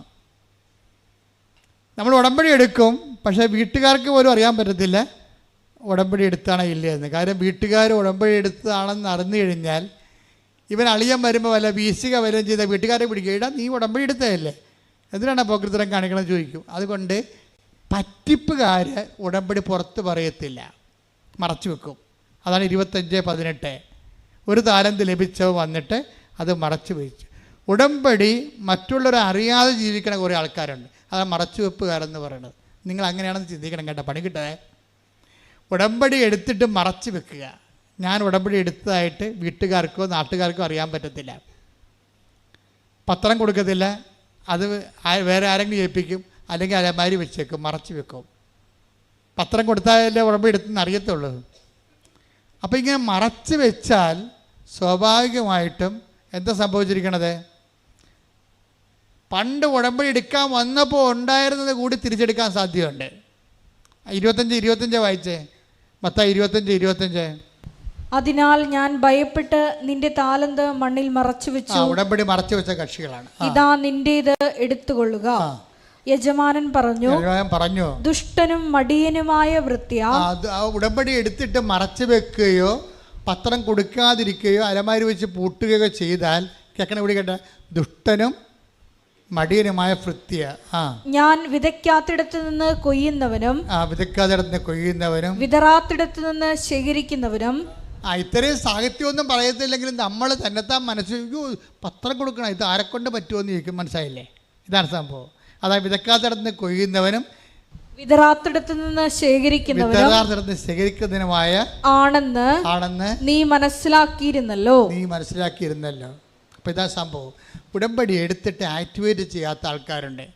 അതാണ് ഒരു ഘടകം ആൾക്കാർ. അപ്പോൾ അവർ അവരുടെ ബ്രാൻഡ് ചെയ്തിരിക്കുന്നത് എന്താണ്? ദുഷ്ടനും മടിയനുമായ ഭൃത്യ. അതുകൂടി എടുത്തിട്ട് അവൻ്റെ കൃപ കൂടി, ഉണ്ടായിരുന്ന കൃപ കൂടി എടുത്തു മാറ്റും. എപ്പോഴും നമ്മൾ ശ്രദ്ധിക്കേണ്ടതാണ്. അതാണ് ഞാൻ എപ്പോഴും പറഞ്ഞത്, നിങ്ങൾ ആലപ്പുഴ വന്ന് പണി മേടിക്കുന്നതെന്ന് പറഞ്ഞൊരു കാര്യം. വീട്ടിൽ കുത്തിയിരിക്കാൻ പാടില്ലേ? എന്തിനാണ് വണ്ടിക്കാശ് കിടന്നത്? ആലപ്പുഴ വന്ന് എന്തിനാണ് പണി മേടിക്കണം എന്നൊക്കെ ഞാൻ പച്ചമലയാളത്തിൽ ചോദിക്കുന്ന കാര്യം എന്താണ്? ചില ആൾക്കാർ ടേസ്റ്റ് നോക്കാൻ വേണ്ടി ഉടമ്പടിയുടെ ഉപ്പ് നോക്കാൻ വേണ്ടി വരും. എന്നിട്ട് അവരതൊന്നും ചെയ്യത്തുമില്ല. അത് വീട്ടിൽ അപ്പോൾ എന്തെങ്കിലും വിഷയം ഉണ്ടാകുമ്പോൾ ഉടമ്പടി തൈലം ആലപ്പുഴ പോയപ്പോൾ മാതാവിൻ്റെ ഒക്കെ ഇത് മേടിച്ചാലല്ല, അവിടെ എവിടെയോ കാണും, ഒന്ന് നോക്കിക്ക്. ഇവർ വെച്ച സ്ഥലം പോലും അറിയാൻ പാടില്ല. അവർ അത്രയുള്ള വെടുകന്മാർ ഈ സംഭവം എടുത്തിട്ടുണ്ട്. അപ്പം അതുകൊണ്ട് വെറുതെ ആവശ്യമില്ലാതെ ദൈവത്തിനെ പരീക്ഷിക്കരുത്. അതാ മറച്ച് വെക്കുക എന്ന് പറയുന്നത്. ഉടമ്പടി മറച്ച് വെക്കുക. അതിന് കൊടുത്തിരിക്കുന്ന മറുപടി എന്താണ്? ദുഷ്ടഭൃത്യ, ദുഷ്ടനും മടിയനുമായ ഭൃത്യ. അപ്പോൾ ദുഷ്ടനും മടിയനുമായ ആൾക്കാർ, മടിയനെന്ന് പറഞ്ഞാൽ എന്താണ്?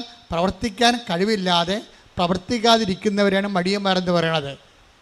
അപ്പം മടിയന്മാർക്കുള്ളതല്ല, എന്നാലും ഉടമ്പടി ആർക്കുള്ളതാണ്?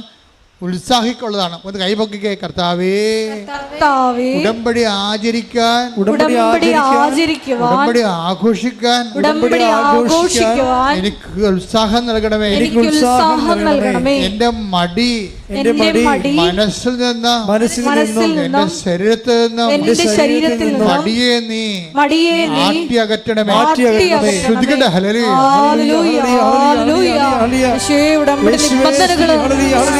പൂർവം അത്യുത്സാഹത്തോടെ ചെയ്ത് ത്രിമേകം സാക്ഷ്യം പറയുവാൻ ഈ ആരാധനയിലൂടെ ഞങ്ങളെ അഭിഷേകം ചെയ്യണമേ.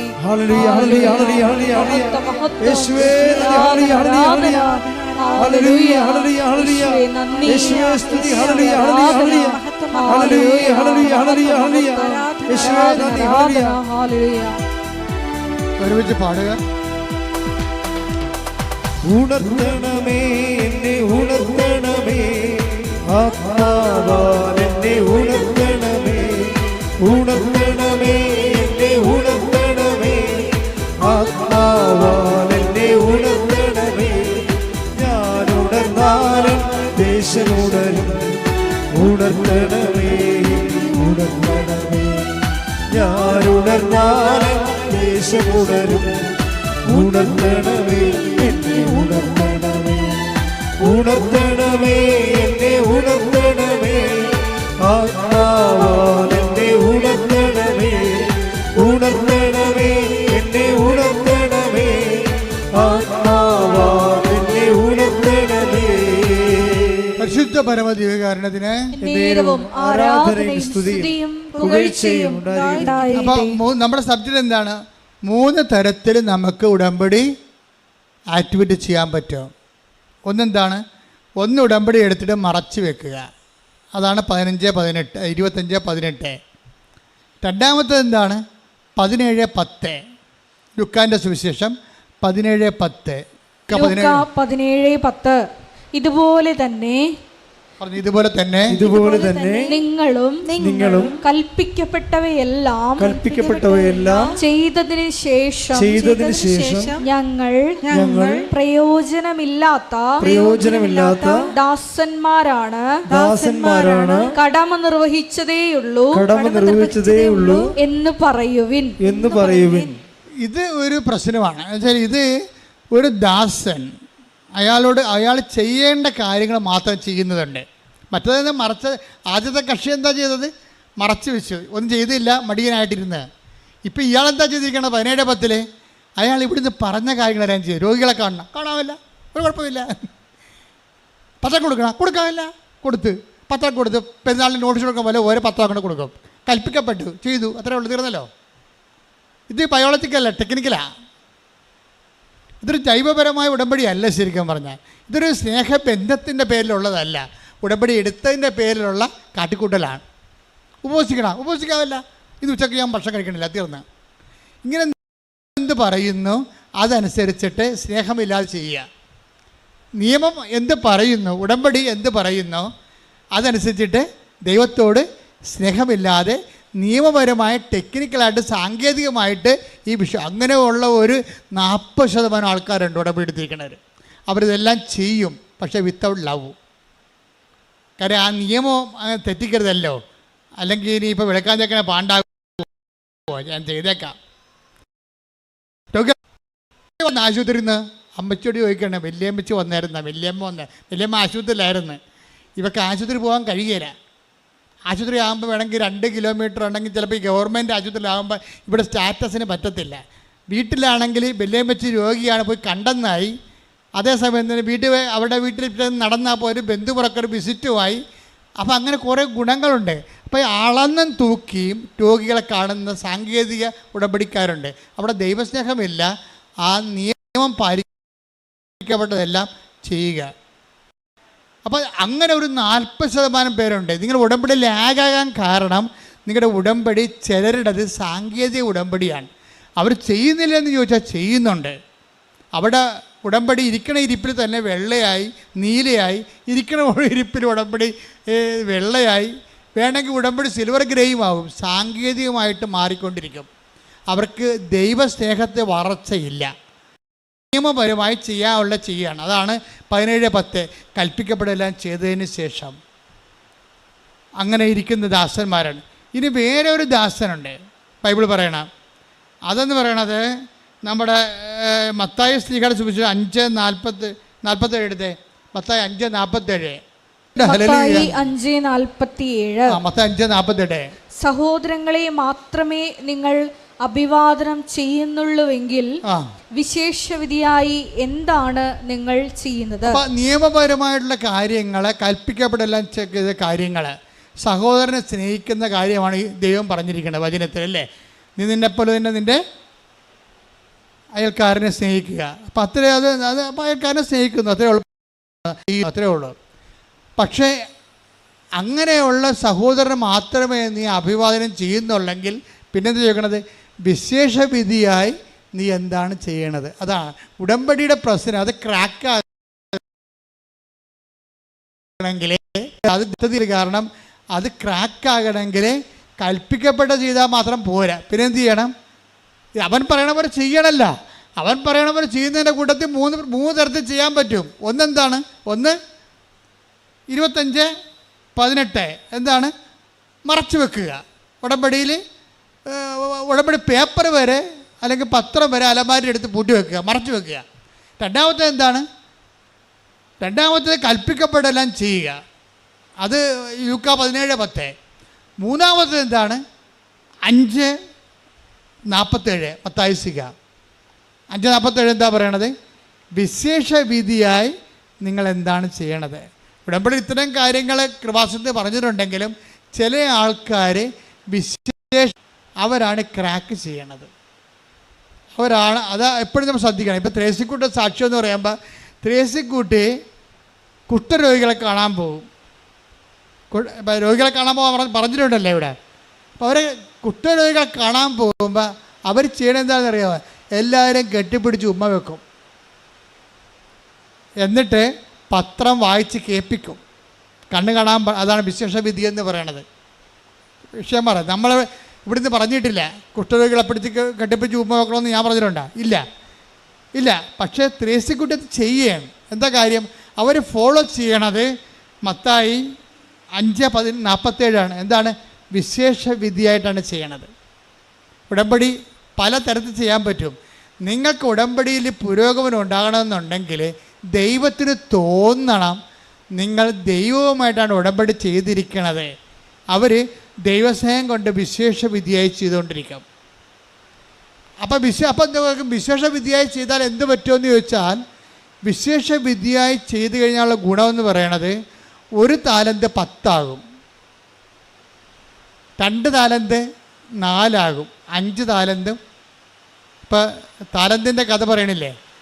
താലന്തിൻ്റെ കഥ പറയുമ്പോൾ കർത്താവ് എന്താ പറയണത്? ഒരു യജമാനൻ തൻ്റെ ഭൃത്യന്മാരെ വിളിച്ച് ഒരാൾക്ക് 5 താലന്ത് കൊടുത്തു. Take the bed of God. വായിച്ചേ. മത്തായി 25:14. ഒരുവന് യാത്ര പുറപ്പെടുന്നതിന് മുമ്പ് ഭൃത്യന്മാരെ വിളിച്ച് തന്റെ സമ്പത്ത് അവരെ ഭരമേൽപ്പിച്ചതുപോലെയാണ് സ്വർഗരാജ്യം.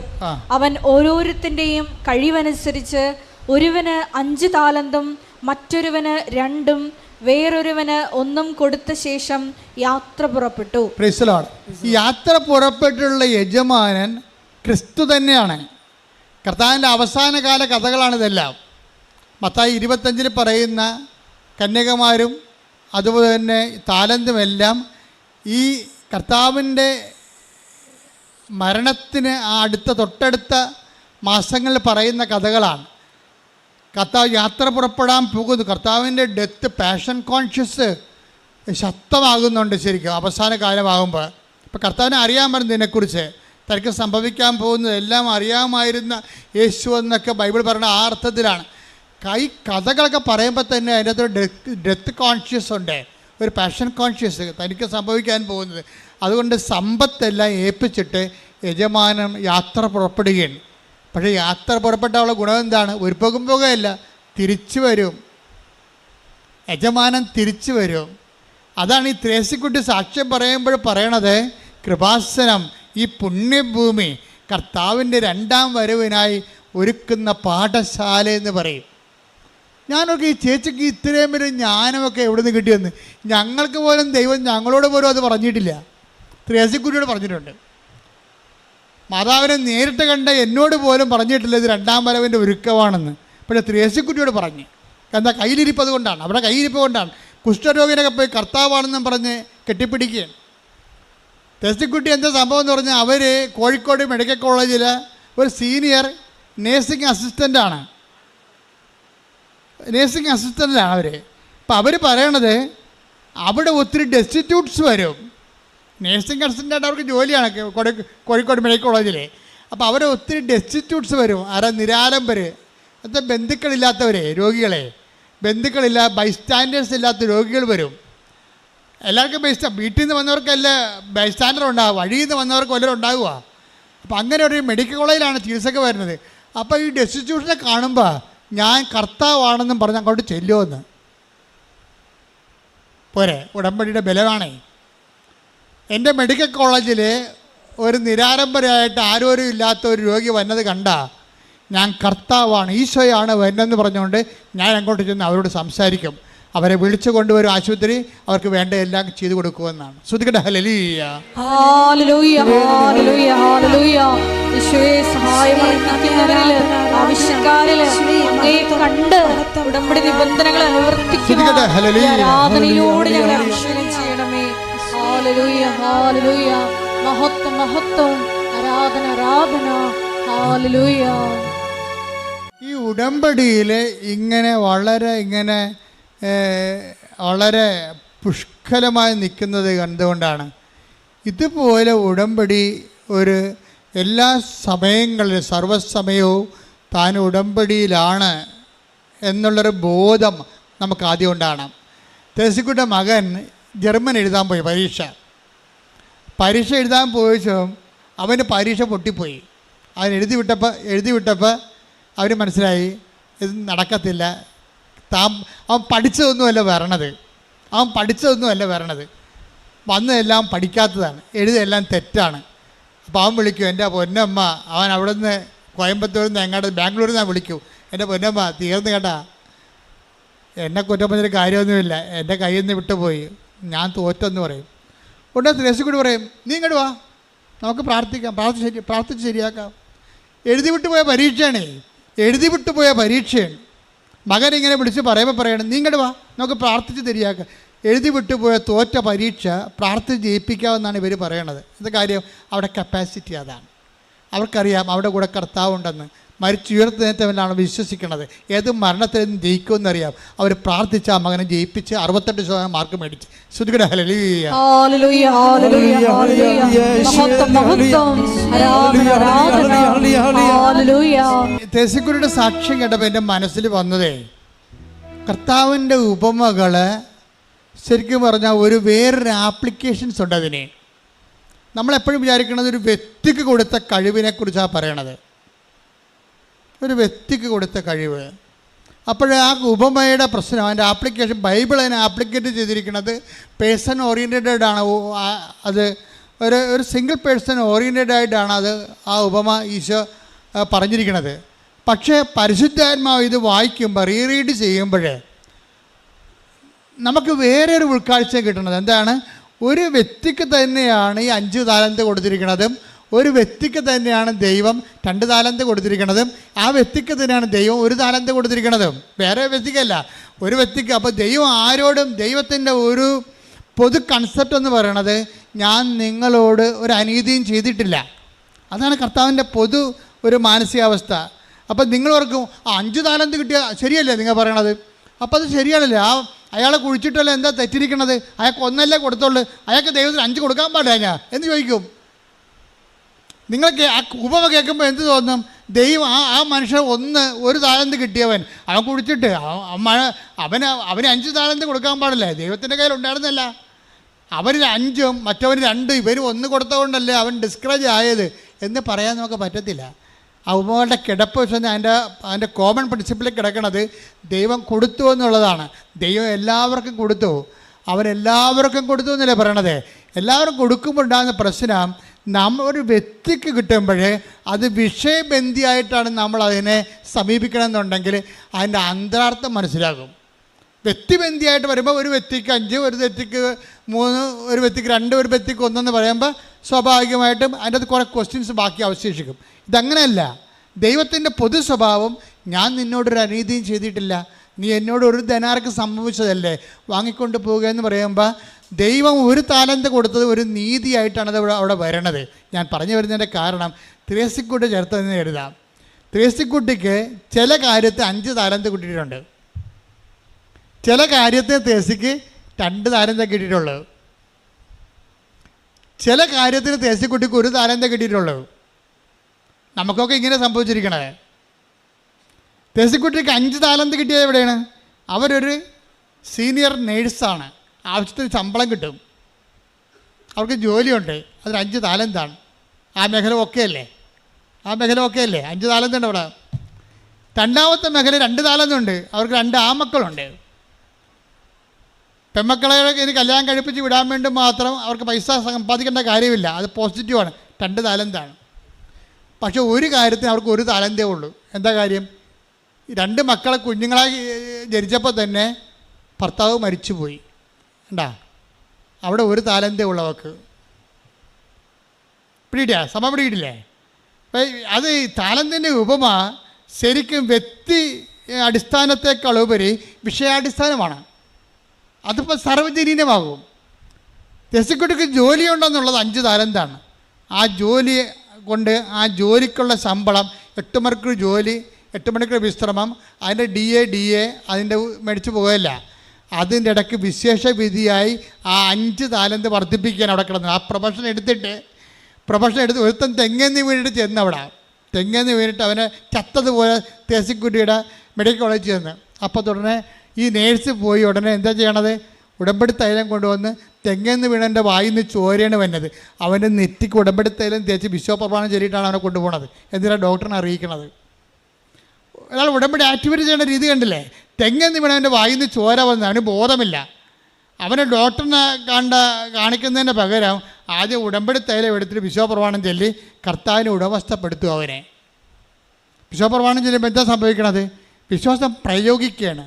നമുക്കുള്ള പ്രശ്നം എന്ന് വെച്ചാൽ, നിങ്ങൾ ഇത്രയും നാൾ എന്തുകൊണ്ട് ഉടമ്പടി ഇങ്ങനെ നിന്ന് കത്തണതിൻ്റെ കാരണം വെച്ച് കഴിഞ്ഞാൽ, നമുക്ക് വിശ്വാസത്തിൽ ആൾക്കാർക്ക് അറിയാവുന്നത് പ്രാർത്ഥന മാത്രമേ ചെയ്യത്തുള്ളൂ. ആൾക്കാർ അതൊരു 30% മാത്രമേ അത് വർക്കൗട്ട് ചെയ്യത്തുള്ളൂ. ആസ്തിയാണ് പ്രശ്നം. ഒരു ആസ്തി ഭദ്രതയ്ക്ക് പ്രാർത്ഥന അത്ര കണ്ട് സഹായകമല്ല. ആ 30% പ്രാർത്ഥന ആർക്കും പ്രാർത്ഥിക്കാൻ, വിശ്വാസമുള്ളവർ പ്രാർത്ഥിക്കാൻ പറ്റുമല്ലോ. പക്ഷെ പ്രാർത്ഥനയെ സാധൂകരിക്കണം, അത് പ്രവൃത്തിയാണ്. വിശ്വാസത്തെ സാധൂകരിക്കണതും നീതീകരിക്കണതും എന്താണ്? പ്രവൃത്തിയാണ്. പ്രവൃത്തിയെ സംബന്ധിച്ചിടത്തോളം വിശ്വാസം ആക്ടിവേറ്റ് ചെയ്യണത് പ്രാർത്ഥനയിലൂടെ ചെയ്യാം, പിന്നെ എന്താണ്? പ്രവൃത്തിയിലൂടെ ചെയ്യാം. ത്രേസ്യക്കുട്ടി പ്രവൃത്തിയുടെ കാര്യത്തിൽ വില്ലത്തിയാണ്. പിന്നെ എന്താണ്? ഉടമ്പടി വരുമ്പോൾ ഈ പ്രവൃത്തിയും പുറത്തുനിന്നൊക്കെ ചെയ്യാൻ പറ്റും, പുറത്ത് ആൾക്കാർ പ്രവർത്തിക്കുന്നവരൊക്കെ ഉണ്ടാകും. പക്ഷേ ഉടമ്പടി വരുമ്പോൾ എംപവറിങ്ങിന് വേറെ ഒരു സൊല്യൂഷൻ, വേറെ ഒരു പ്രൊവിഷൻ വരുന്നുണ്ട്. ഇതാണ് ഫുൾ ഓപ്ഷനായിട്ട് വരണത്. എന്തുകൊണ്ടാണ് കവനൻ്റ് ഫുൾ ഓപ്ഷൻ ആകാൻ കാരണം? വിശ്വാസത്തിൻ്റെ ഫുൾ ഓപ്ഷൻ ഇതിനകത്തുണ്ട്. ഒന്ന്, വിശ്വാസം പ്രാർത്ഥിക്കുന്നു, വിശ്വാസം പ്രഖ്യാപിക്കുന്നു, പിന്നെ എന്താണ്? വിശ്വാസം പ്രയോഗിക്കുന്നു. വിശ്വാസ പ്രയോഗങ്ങൾ ഒരു പക്ഷേ സഭയിലെ സാർവജനീനമായിട്ടല്ല. കാര്യം വിശ്വാസം പ്രയോഗിക്കണമെങ്കിൽ ആദ്യം വിശ്വാസ പ്രമാണത്തിൽ നമുക്ക് ഒരു ഹൃദയതാളമായിട്ട് മാറണം. ഇത് വിശ്വാസ പ്രമാണം കാറ്റഗറിയിൽ പഠിച്ചതാണ്, കാണാതെ പഠിച്ചതാണ്, എന്നാൽ കാഴ്ചയേക്കാന്ന് പറഞ്ഞാൽ സംഭവം ഏക്കത്തില്ല. വിശ്വാസ പ്രമാണം എന്ന് പറഞ്ഞു കഴിഞ്ഞാൽ ഒരു മനുഷ്യൻ ഏക ദൈവത്തെ ഞാൻ വിശ്വസിക്കുന്നു എന്ന് ചങ്ക കൊണ്ട് പറഞ്ഞ തീരാവുന്ന പ്രശ്നമേ മനുഷ്യനേ ഉള്ളൂ. പക്ഷെ അതുപോലെ നീ വിശ്വാസത്തിലേക്ക് വരണം. ചില ആൾക്കാർ വിശ്വാസ പ്രമാണം ചൊല്ലാൻ തുടങ്ങുമ്പോൾ തന്നെ ആക്ടിവേറ്റ് ആകാൻ തുടങ്ങും. വട്ടം കണ്ട് ചൊടിഞ്ഞു പോയ കല്ലുപ്പറമ്പ് വള്ളത്തെ ഞാൻ വിശ്വാസ പ്രമാണം എൻ്റെ ഫിനിഷിംഗ് പോയിന്റ് നിന്നുകൊണ്ട് ഈ ലോകയെ വിട്ട് കൊന്തയും പിടിച്ച് ലക്ഷക്കണക്കിന് മനുഷ്യർ വിശ്വാസ പ്രമാണം ചൊല്ലിയിട്ട് ഞാൻ ചാടിച്ചെടുത്തിട്ട് ഒന്നാം സ്ഥാനത്ത് വെച്ചിട്ടുണ്ട്. വിശ്വാസ പ്രമാണമാണ്, എനിക്കറിയാം വിശ്വാസ പ്രമാണം എന്താണെന്ന്. വിശ്വാസ പ്രമാണം എല്ലാവരുടെ കയ്യിലും വിശ്വാസ പ്രമാണം ഉണ്ടേ. പക്ഷേ വിശ്വാസം പറയും നമുക്ക് AK-47 നമ്മുടെ കയ്യിൽ ഉണ്ടോ എന്ന് അതിൻ്റെ കാര്യമില്ല. അത് ആക്ടിവേറ്റ് ചെയ്യാൻ പഠിക്കണം നമ്മൾ. അല്ല തോക്കമെടുത്ത് വീട്ടിൽ വെച്ചിട്ട് എന്താ കാണിക്കാനേ? അത് ഇതുപോലെ വിശ്വാസ പ്രമാണം കാറ്റഗറിയിൽ പഠിച്ചിട്ടുണ്ട്, അല്ലെ കൃപാസനം പുസ്തകത്തിൽ പഠിച്ചിട്ട് കാര്യമില്ല. വിശ്വാസം എന്ന് പറയണത് ചങ്കിൽ യേശു കർത്താവാണെന്ന് അധരം കൊണ്ട് ഏറ്റു പറയുന്ന മുമ്പ് എന്തു ചെയ്യണം? ദൈവം അവനെ മരിച്ചവരെന്ന് ഉയർപ്പിച്ചുവെങ്കിൽ അവൻ്റെ ഉയർപ്പ് വിശ്വസിക്കുന്ന ഞാനും എൻ്റെ ജീവിത പ്രശ്നങ്ങളിൽ നിന്ന് ഉയർത്തെഴുന്നേൽക്കും. യേശു നാമത്തിൽ കൈയടിക്കട്ടെ. ഹല്ലേലൂയ ഹല്ലേലൂയ ഹല്ലേലൂയ ഹല്ലേലൂയ മഹത്വം ഹല്ലേലൂയ ഒരുമിച്ച് പാടാം. ശ്രദ്ധിക്കട്ടെ. ഹല്ലേലൂയ ഹല്ലേലൂയ.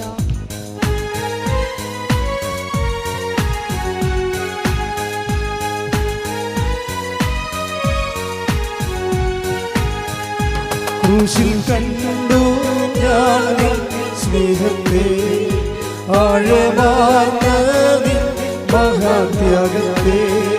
ക്രൂശിൽ കണ്ടു ഞാൻ നിൻ സ്നേഹത്തെ, ആഴമാർന്ന നിൻ മഹാത്യാഗത്തെ. പകരം എന്തു നൽകും ഞാനീ ഹൃദയം പൂർണ്ണമായി നൽകുന്നു നാഥൻ. പകരം എന്തു നൽകും ഞാനീ ഹൃദയം പൂർണ്ണമായി നൽകുന്നു നാഥൻ. വിശ്വാസം ശരിക്കും പറഞ്ഞാൽ വിശ്വാസം ഒരു വിളക്കാണെങ്കിൽ, വിശ്വാസം ഒരു വിളക്കാണെന്ന് വിചാരിച്ചോ, അതിൻ്റെ എണ്ണ വിളക്ക് വെറുതെ കത്തത്തില്ല. എന്ത് വേണം? എണ്ണ വേണം. എണ്ണ എന്ന് പറയുന്നത് സ്നേഹമാണ്. ഇപ്പം ഞങ്ങളുടെ സെമിനാറിലൊക്കെ 120 ക്ലാസ്സാണ് വിശ്വാസപ്രമാണം ഓരോ സ്റ്റേറ്റ്മെൻറ്റ്സിനും. എന്നിട്ട് ഓരോ ആൾക്കാരുടെ സ്റ്റേറ്റ്മെൻറ്റുകളും അവർ പഠിപ്പിച്ചുകൊണ്ടിരിക്കും. പക്ഷെ പുറത്തിറങ്ങുമ്പോഴേ വിശ്വാസം ആക്ടിവേറ്റ് ചെയ്യാൻ നമുക്ക് പറ്റത്തില്ല. വിശ്വാസം ആക്ടിവേറ്റ് ചെയ്യാനുള്ള സാധനം അവർ പഠിപ്പിച്ചിട്ടില്ല. അവർ വിശ്വാസത്തിൻ്റെ വിചാര മേഖലയാണ് പഠിപ്പിച്ചത്. വിശ്വാസത്തിനൊരു വികാര മേഖലയുണ്ട്. അത് നീയും നിനക്ക് വേണ്ടി ക്രൂശിക്കപ്പെടുന്നതും തമ്മിലുള്ള നിന്റെ ആത്മബന്ധമാണ്. ശ്രദ്ധിക്കട്ടെ. ഹല്ലേലൂയ ഹല്ലേലൂയ ഹല്ലേലൂയ ഹല്ലേലൂയ. വിശ്വാസം എപ്പോഴും നമ്മൾ ശ്രദ്ധിക്കേണ്ടത്, വിശ്വാസം പ്രഖ്യാപിക്കുകയാണ് ചെയ്യണത്. ഈ പ്രാർത്ഥന നമ്മൾക്ക് മുറിയുടെ അകത്തേക്ക് ഇരുന്ന് പ്രാർത്ഥിക്കാൻ പറ്റും. വിശ്വാസം നമുക്ക് മുറിയുടെ അകത്തിരുന്ന് വിശ്വസിച്ചാൽ അത്ര കണ്ട് ഏക്കത്തില്ല. മനസ്സിലായി? വ്യത്യാസമുണ്ട്. വിശ്വാസം പ്രാർത്ഥന നമുക്ക് വേണമെങ്കിൽ മുറിയുടെ അകത്തിരുന്നും പ്രാർത്ഥിച്ചാൽ ദൈവം കേൾക്കും. പക്ഷേ വിശ്വാസം അങ്ങനെയല്ല. വിശ്വാസത്തിന് 10 മനുഷ്യരുടെ സാന്നിധ്യം ഉണ്ടാകണം. മനുഷ്യരുടെ മുമ്പിൽ എന്നെ ഏറ്റു പറയുന്നവനെ സ്വർഗസ്ഥനായ എൻ്റെ പിതാവിന് മുമ്പിൽ ഞാനും ഏറ്റു പറയും. ശ്രദ്ധിക്കട്ടെ.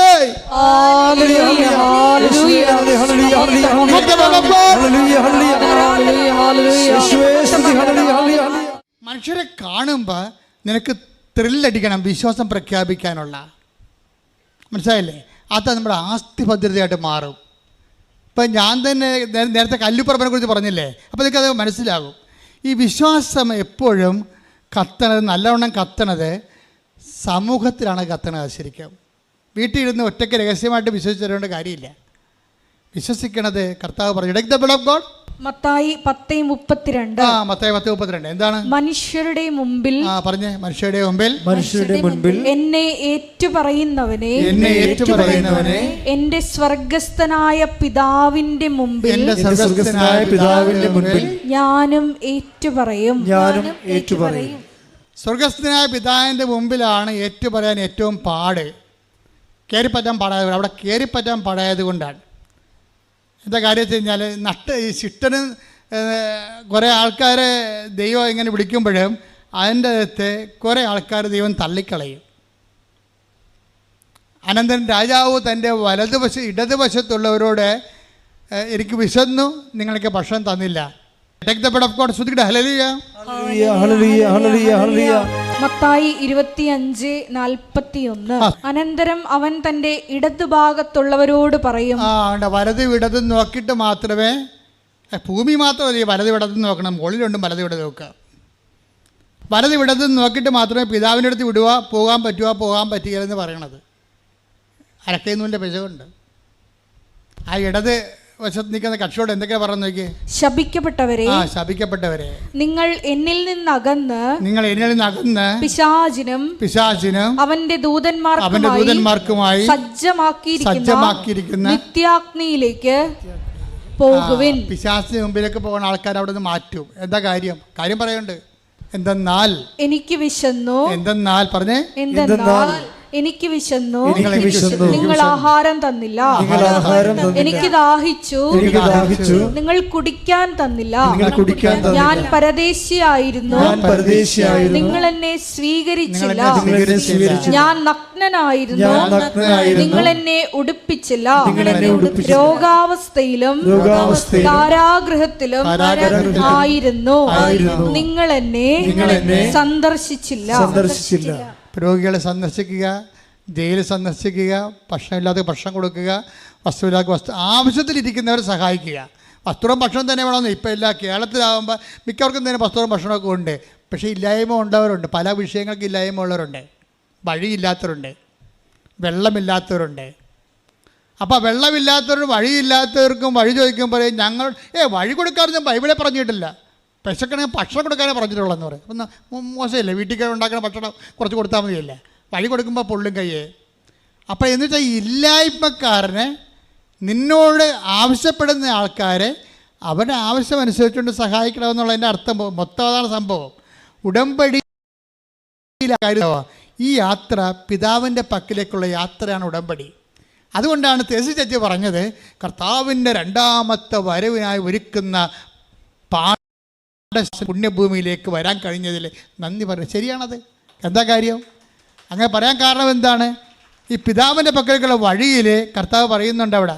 അനന്തരം രാജാവ് തന്റെ വലതുഭാഗത്തുള്ളവരോട് പറയും, എന്റെ പിതാവിനാൽ അനുഗ്രഹിക്കപ്പെട്ടവരെ. പറഞ്ഞു പിതാവിനാൽ അനുഗ്രഹിക്കപ്പെട്ടവരെ. അപ്പോൾ ഇതെന്താ പ്രശ്നം വെച്ച് കഴിഞ്ഞാൽ നമ്മൾ പിതാവിൻ്റെ പക്കലേക്കുള്ള യാത്രയിൽ അവിടുത്തെ അനുഗ്രഹത്തിൻ്റെ പട്ടികയിലേക്ക് വരാൻ വേണ്ടി എന്താ ചെയ്യണം? നമ്മൾ ഉടമ്പടിയിൽ എന്താ ചെയ്യണത്? പറഞ്ഞേ. എന്തെന്നാൽ എൻ്റെ പിതാവിനാൽ അനുഗ്രഹിക്കപ്പെട്ടവരെ വരുവിൻ, ലോകസ്ഥാപനം മുതൽ നിങ്ങൾക്കായി സജ്ജമാക്കിയിരിക്കുന്ന രാജ്യം അവകാശപ്പെടുത്തുവിൻ. എന്തെന്നാൽ എനിക്ക് വിശന്നു, നിങ്ങൾ ഭക്ഷിക്കാൻ തന്നു. എനിക്ക് ദാഹിച്ചു, നിങ്ങൾ കുടിക്കാൻ തന്നു. ഞാൻ പരദേശിയായിരുന്നു, നിങ്ങൾ എന്നെ സ്വീകരിച്ചു. ഞാൻ നഗ്നനായിരുന്നു, നിങ്ങൾ എന്നെ ഉടുപ്പിച്ചു. ഞാൻ രോഗിയായിരുന്നു, നിങ്ങൾ എന്നെ സന്ദർശിച്ചു. എൻ്റെ പൊന്നുമക്കളെ, ഈ സംഭവങ്ങളെല്ലാം പരസ്യമായിട്ട് ചെയ്യണതാണ്. മനസ്സിലായല്ലോ? രഹസ്യമല്ല. പ്രാർത്ഥിക്കണമെങ്കിൽ നിങ്ങൾക്ക് രഹസ്യമായിട്ട് മുറിയുന്ന പ്രാർത്ഥിക്കാൻ പറ്റും. പക്ഷേ വിശ്വാസം പ്രഖ്യാപിക്കുന്നത് ഈ പരസ്നേഹ പ്രവർത്തികളിലൂടെയാണ്. പരസ്നേഹ പ്രവർത്തികൾ ചെയ്യുമ്പോൾ നിങ്ങൾ ഓർക്കണം എന്താ വെച്ച് കഴിഞ്ഞാൽ ഞങ്ങൾ പ്രഖ്യാപിക്കണം. ഒന്ന് ഏറ്റു പറഞ്ഞ്, എന്റെ പരസ്നേഹ പ്രവൃത്തികളിലൂടെ മനുഷ്യരുടെ മുമ്പിൽ ഞാൻ എന്റെ വിശ്വാസത്തെ പ്രഖ്യാപിക്കുകയാണ്. പരസ്യമായി വിശ്വാസം പ്രഖ്യാപിക്കാൻ എന്റെ പരസ്നേഹ പ്രവൃത്തികളിലെ വിശേഷവിധിയായി അഭിഷേകം ചെയ്യണം. വിശ്വാസം എപ്പോഴും നിങ്ങളുടെ ഉള്ളിൽ 10 മനുഷ്യരെ കണ്ട ഉടനെ ക്രിസ്തുവിനെ കൈമാറണമെന്നുള്ള ജ്വരം വേണം. 10 മനുഷ്യരെ കണ്ട അപ്പം തന്നെ വിശ്വാസം കൈമാറണം, കർത്താവിനെക്കുറിച്ച് പറയണം. മനുഷ്യൻ എന്താ കാര്യം? മനുഷ്യരുടെ മുമ്പിൽ എന്നെ ഏറ്റു പറയണം. അതിനൊക്കെ വിശ്വാസം എന്ന് പറഞ്ഞാൽ ഇവിടുത്തെ പ്രൈവറ്റ് വിഷയമാണ്. ഇവിടുത്തെ എല്ലാവിധ എത്തേയിസ്റ്റുകളും അതുപോലെ തന്നെ സെക്കുലറിസ്റ്റുകൾ എന്താ പറയണത്?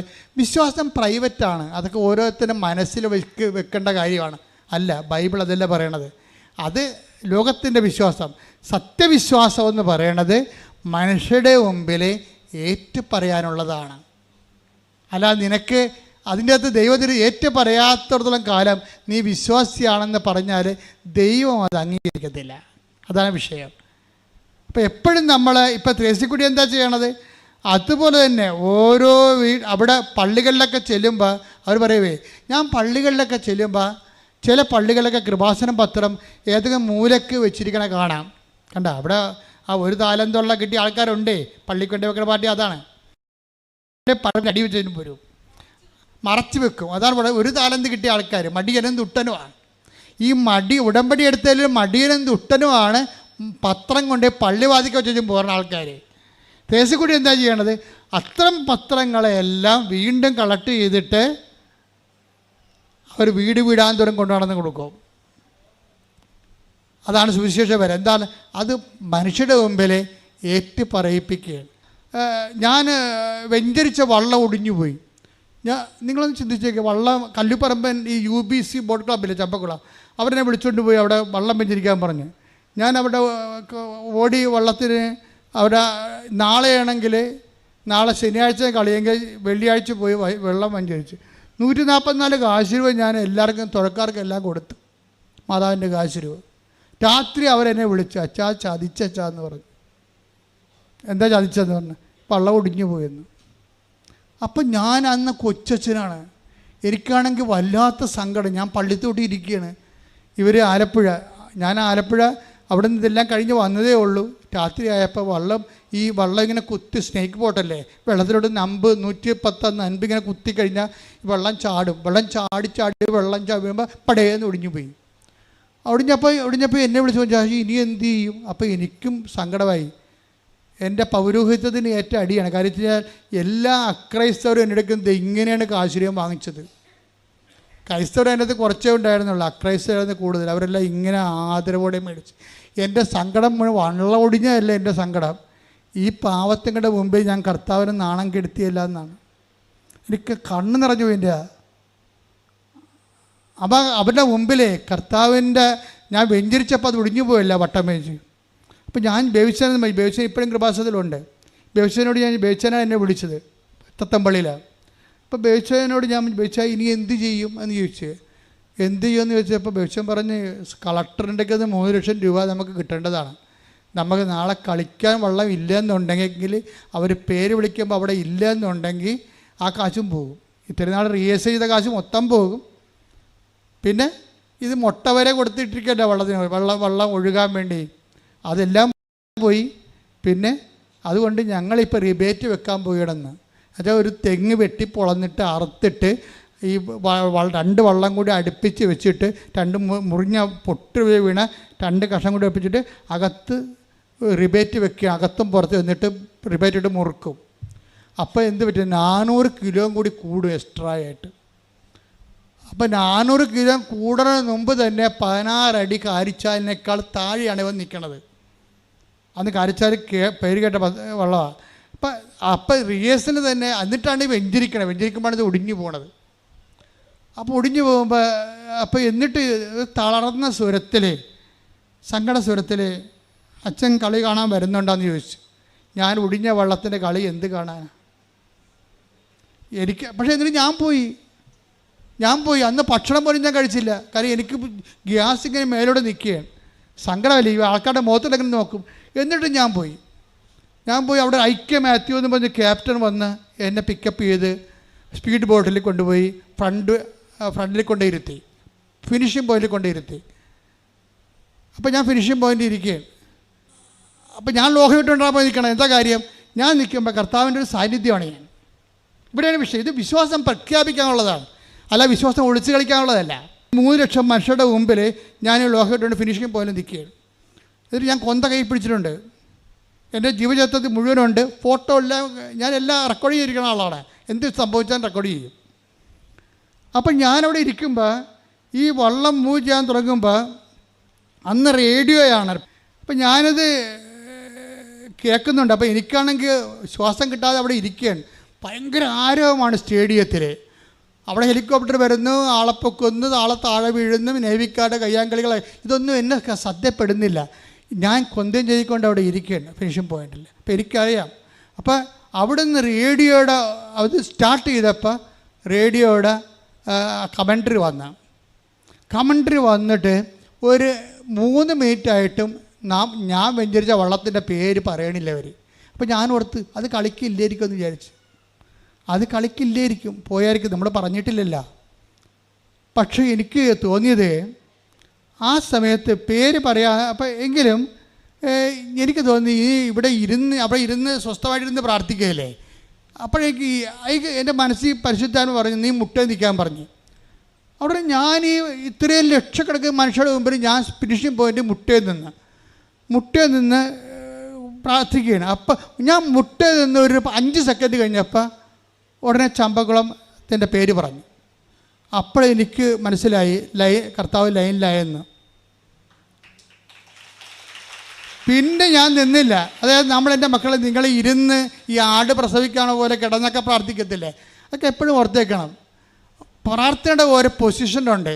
അതെല്ലാം വിശ്വാസത്തിൻ്റെ പ്രഖ്യാപനങ്ങളാണ്. അല്ല പ്രാർത്ഥിച്ചാൽ പോരെ, എവിടെ ഇരുന്നാൽ എന്താ, ഭിത്തിയെ ചാരിയാൽ എന്താണ്, കിടന്നാൽ എന്താണ്, മലന്ന് കിടന്ന് പ്രാർത്ഥിച്ചാൽ എന്താ, അങ്ങനെയല്ല. ഇതിൻ്റെ പൊസിഷൻ എല്ലാം പ്രധാനപ്പെട്ടതാണ്. നീ മുട്ട നിൽക്കുമ്പോൾ അത് 10 മനുഷ്യരവിടെ ഉണ്ടെങ്കിൽ ദൈവം മഹത്വപ്പെടും. ദൈവം മഹത്വപ്പെട്ടാൽ പിന്നെ ദൈവം നിന്നെ ഓൺ ചെയ്യാൻ തുടങ്ങും. ഇതാണ് വിഷയം. നിന്നെ ഓൺ ചെയ്യും. അപ്പോൾ എനിക്ക് മുട്ട എന്ന് കഴിഞ്ഞപ്പോൾ എനിക്ക് തോന്നി ഇതിൻ്റെ പേര് വന്നപ്പോൾ ഈ ഒപ്പക്കാരിച്ചാലും അതുപോലെ തന്നെ കല്ലുപറമ്പനും വേറെ 2-3 വള്ളങ്ങളും നെഹ്റു, അനാരി ചുണ്ടൻ, ഇതെല്ലാം ഇങ്ങനെ ഒപ്പം നിൽക്കുകയാണ്. അപ്പം നമ്മുടെ വള്ളവും അത്ഭുതകരമായിട്ട് ഇതിൻ്റെ ഒപ്പം വരുന്നുണ്ട്. പക്ഷെ പുറകിലാണെന്ന് എനിക്ക് അപ്പോൾ അടുത്ത് വരുമ്പോൾ നമുക്കറിയാൻ പറ്റും. അപ്പോൾ എനിക്ക് തോന്നി ഈ കൊന്തമായിട്ട് കൈവിരിച്ച് പിടിക്കണമെന്ന്. ഞാൻ ഉടനെ കൊന്തമായിട്ട് കൈവിരിച്ച് പിടിച്ചത് ജസ്റ്റ് ഫിനിഷ് ചെയ്യുമ്പോൾ ഈ ഒടിഞ്ഞ വള്ളത്തിനെ എടുത്ത് പൊക്കി അപ്പുറത്തിട്ട് ഫിനിഷ് ചെയ്ത് ഫസ്റ്റായിട്ട്. അതുകൊണ്ട് തീർന്നില്ല. അപ്പം എനിക്ക് അഭ്യാസം മനസ്സിലായില്ലേ, മനുഷ്യരുടെ മുമ്പിൽ കർത്താവിനെ ഏറ്റുപറയുകയാണെന്നുണ്ടെങ്കിൽ വിവരം അറിയുമെന്ന്. അത് പന്ത് കളിയാലും ശരി, പള്ളം കളിയാലും ശരി, എന്ത് കളിയാലും ശരി. അതായത് ദൈവത്തിൻ്റെ മുമ്പിൽ നമ്മുടെ പരീക്ഷയായാലും ശരി, പഠനമായാലും ശരി, നമ്മൾ സത്യസന്ധമാണെന്ന് നോക്കണം ആദ്യം. അല്ലാതെ ഒരു സ്ഥലത്ത് നിൽക്കുമ്പോൾ ഒരു വേഷം, പുറത്ത് വരുമ്പോൾ വേറെ ഒരു വേഷം എന്ന് പറയുമ്പോൾ നമ്മൾ ഫ്രോഡാണ് ശരിക്കും പറഞ്ഞാൽ. എന്താ പ്രശ്നം വെച്ച് കഴിഞ്ഞാൽ നമ്മൾ ഒരു വിശ്വാസം എന്ന് പറയണത് ഒരു പരസ്യമായ ഏറ്റുപറച്ചിലാണ്. അതിന് കുറച്ച് തുരിക്കട്ടിയും വേണ്ടി വരും. എന്താ പ്രശ്നം വെച്ച് കഴിഞ്ഞാൽ വിശ്വാസം ക്രിസ്തുവിനെ കൊടുക്കലും കൈമാറലാണ്. അല്ല മുറിയിരുന്നുകൊണ്ട് രഹസ്യമായിട്ട് ഏതെങ്കിലും പുസ്തകം നോക്കി വായിക്കുന്ന പരിപാടിയൊന്നുമല്ല അത്. കർത്താവിനെ യേശു കർത്താവാണെന്ന് അക്ഷരം കൊണ്ട് ഏറ്റുപറയുന്ന മുമ്പ് നീ ഒരു കാര്യം ചെയ്യണം. എന്താണ്? ഹൃദയത്തിൽ വിശ്വസിക്കണം. എന്താണ്? എൻ്റെ കർത്താവ് മരിച്ചവനെന്ന് ഉയർത്തെഴുന്നേറ്റവരാണെന്ന്. അതിൻ്റെ ബാഹ്യമായ പ്രകടനമാണ് പ്രാർത്ഥന. അല്ലാത്ത പ്രാർത്ഥനയല്ല. ശ്രുതികടേ കർത്താവാണെന്ന് ഹൃദയത്തിൽ വിശ്വസിച്ചുകൊണ്ട് അധരത്തിൽ ഏറ്റുപറഞ്ഞുകൊണ്ട് വിശ്വാസം പ്രഖ്യാപിക്കുവാൻ അഭിഷേകം ചെയ്യണമേ. മരണത്തെ ജയിച്ചവനെ ഞങ്ങൾ ആരാധിക്കുന്നു. ഈ കഥ ഇവിടെ വെച്ച് തീരണില്ല. 2:30 മണിയായി 3:30 മണിയായപ്പോൾ ഫസ്റ്റ്. ഇത് 16 വള്ളങ്ങളുണ്ട്. 4 വെച്ച് 4 ട്രാക്ക്. ഇത്രയും ട്രാക്കിൽ എത്ര ഹിറ്റ്സ് ഉണ്ട്? വൈകുന്നേരം 5:30 സംഭവം തീരണത്. അപ്പോഴും ഈ ഒന്നാമത് കിട്ടിയ 4 വള്ളങ്ങൾ അവസാനം ഒരുമിച്ച് മത്സരിക്കും. അപ്പോഴും ഞാൻ ഇതേ പരിപാടി തന്നെ ചെയ്തു. എന്നിട്ട് ആ ഒന്നാമത് മത്സരിച്ച് അതായത് ഒന്നാം സ്ഥാനത്ത് വന്ന 4 വള്ളങ്ങളിൽ 1-ാം സ്ഥാനത്തായിട്ടാണ് അവസാനം കല്ലുപറമ്പ് ഫിനിഷ് ചെയ്യണത്.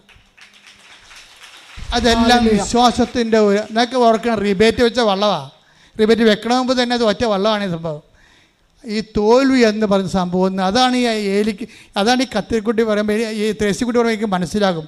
അമ്മ എൻ്റെ പൊന്നമ്മ തോറ്റമ്മ എന്ന് പറയും നീ വാ നിനക്ക് പ്രാർത്ഥിച്ച് ജയിപ്പിക്കാമെന്ന് പറയും. എല്ലാ പിള്ളേരും വന്ന് ഇവിടെ പറയത്തില്ലേ അച്ഛാ 5 എഴുതി അച്ഛാ 10 എഴുതി എന്ന് പറയും. സാറേ എഴുതി നമ്മൾ കള്ളിട്ട് അടിക്കും. എന്താ കാര്യം?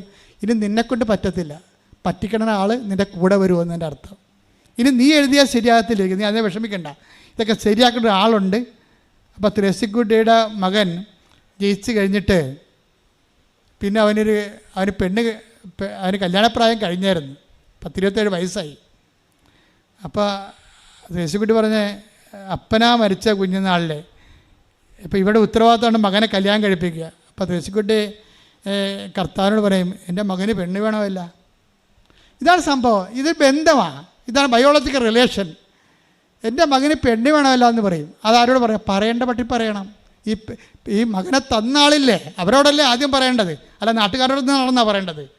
എൻ്റെ മകന് പെണ്ണ് വേണമല്ല എന്ന് പറഞ്ഞാൽ ആരോടാണ് പറയേണ്ടത്? ആ മകനെ തന്നാളിൻ്റെ അടുത്ത് പറയണം. അപ്പോൾ അമ്മയും മകനും കൂടി ഒരു ബാംഗ്ലൂരിൽ ഒരു കാറ്ററിങ്ങിന് പോകും. കാറ്ററിങ്ങിന് പോകുന്ന സമയത്ത് അതൊരു ഈ പട്ടാളക്കാരുടെ പ്രോഗ്രാമാണ്. നാവികസേന, അതുപോലെ തന്നെ വേറെ ഈ കരസേന, പിന്നെ എയർഫോഴ്സ് എല്ലാവരും കൂടി ഒരു സമ്മേളനമാണ്. അപ്പോൾ അവിടെ കാറ്ററിങ് കൊടുക്കുന്നതിൻ്റെ HR ഉണ്ട്.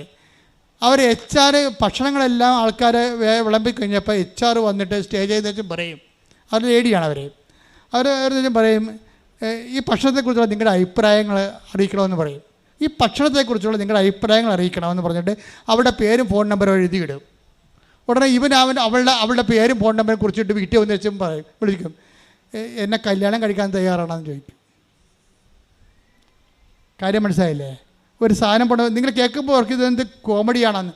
കോമഡി തന്നെ, പക്ഷേ ആ വിഷയം പോണത് എന്താണ്? അവൾ പറഞ്ഞ് റെഡിയാണെന്ന് പറയും. അവളവിടെ എഴുതിയിട്ടിരിക്കണേ എന്താ? ബോർഡ് എഴുതിയിട്ടിരിക്കണേ എന്താണ്? നിങ്ങളുടെ ഈ ഭക്ഷണത്തെക്കുറിച്ചുള്ള അഭിപ്രായങ്ങൾ HR ആയ എന്നെ അറിയിക്കണം. ഫോൺ നമ്പരും പേരും എഴുതും. അവൻ ആ പേരും ഫോൺ നമ്പരോട് കുറിച്ചിട്ട് വീട്ടിൽ വന്ന് വെച്ചും ആ ഫോൺ നമ്പർ വിളിച്ചിട്ട് പറയുകയും എൻ്റെ ബയോഡേറ്റ ഇതാണ്, നിങ്ങളെ അൺമാരീഡ് അല്ലെങ്കിൽ നിങ്ങളെ മാരേജ് ചെയ്യാൻ എനിക്കിഷ്ടമാണ്, നിങ്ങൾക്ക് ഇഷ്ടമാണോ അല്ലെന്ന് പറയണമെന്ന് പറയും. ഉടനെ അവൾ ബയോഡേറ്റ നോക്കി ഞാൻ പറയും എനിക്കിഷ്ടമാണ്, എനിക്ക് കുഴപ്പമില്ലെന്ന് പറയും. അപ്പോൾ അമ്മ പറയണം, അമ്മായിയമ്മ ഈ ത്രേസ്യക്കുട്ടി എൻ്റെ മകൻ്റെ കല്യാണപ്രായമായി, അവനെ കെട്ടിക്കേണ്ട ഈശോ എന്ന് ചോദിക്കുമ്പോൾ അതിന് റെഡിയാണ് അതിന് മറുപടി പറയാം ഈശോ. അതാണ് ജൈവ ബന്ധമെന്ന് പറയണത്. ഉടമ്പടി എങ്ങോട്ട് പോകണം എന്നൊക്കെ പിടിയില്ല, അത്രയ്ക്ക് ഇടിവെട്ട് പോകാൻ പോണത്.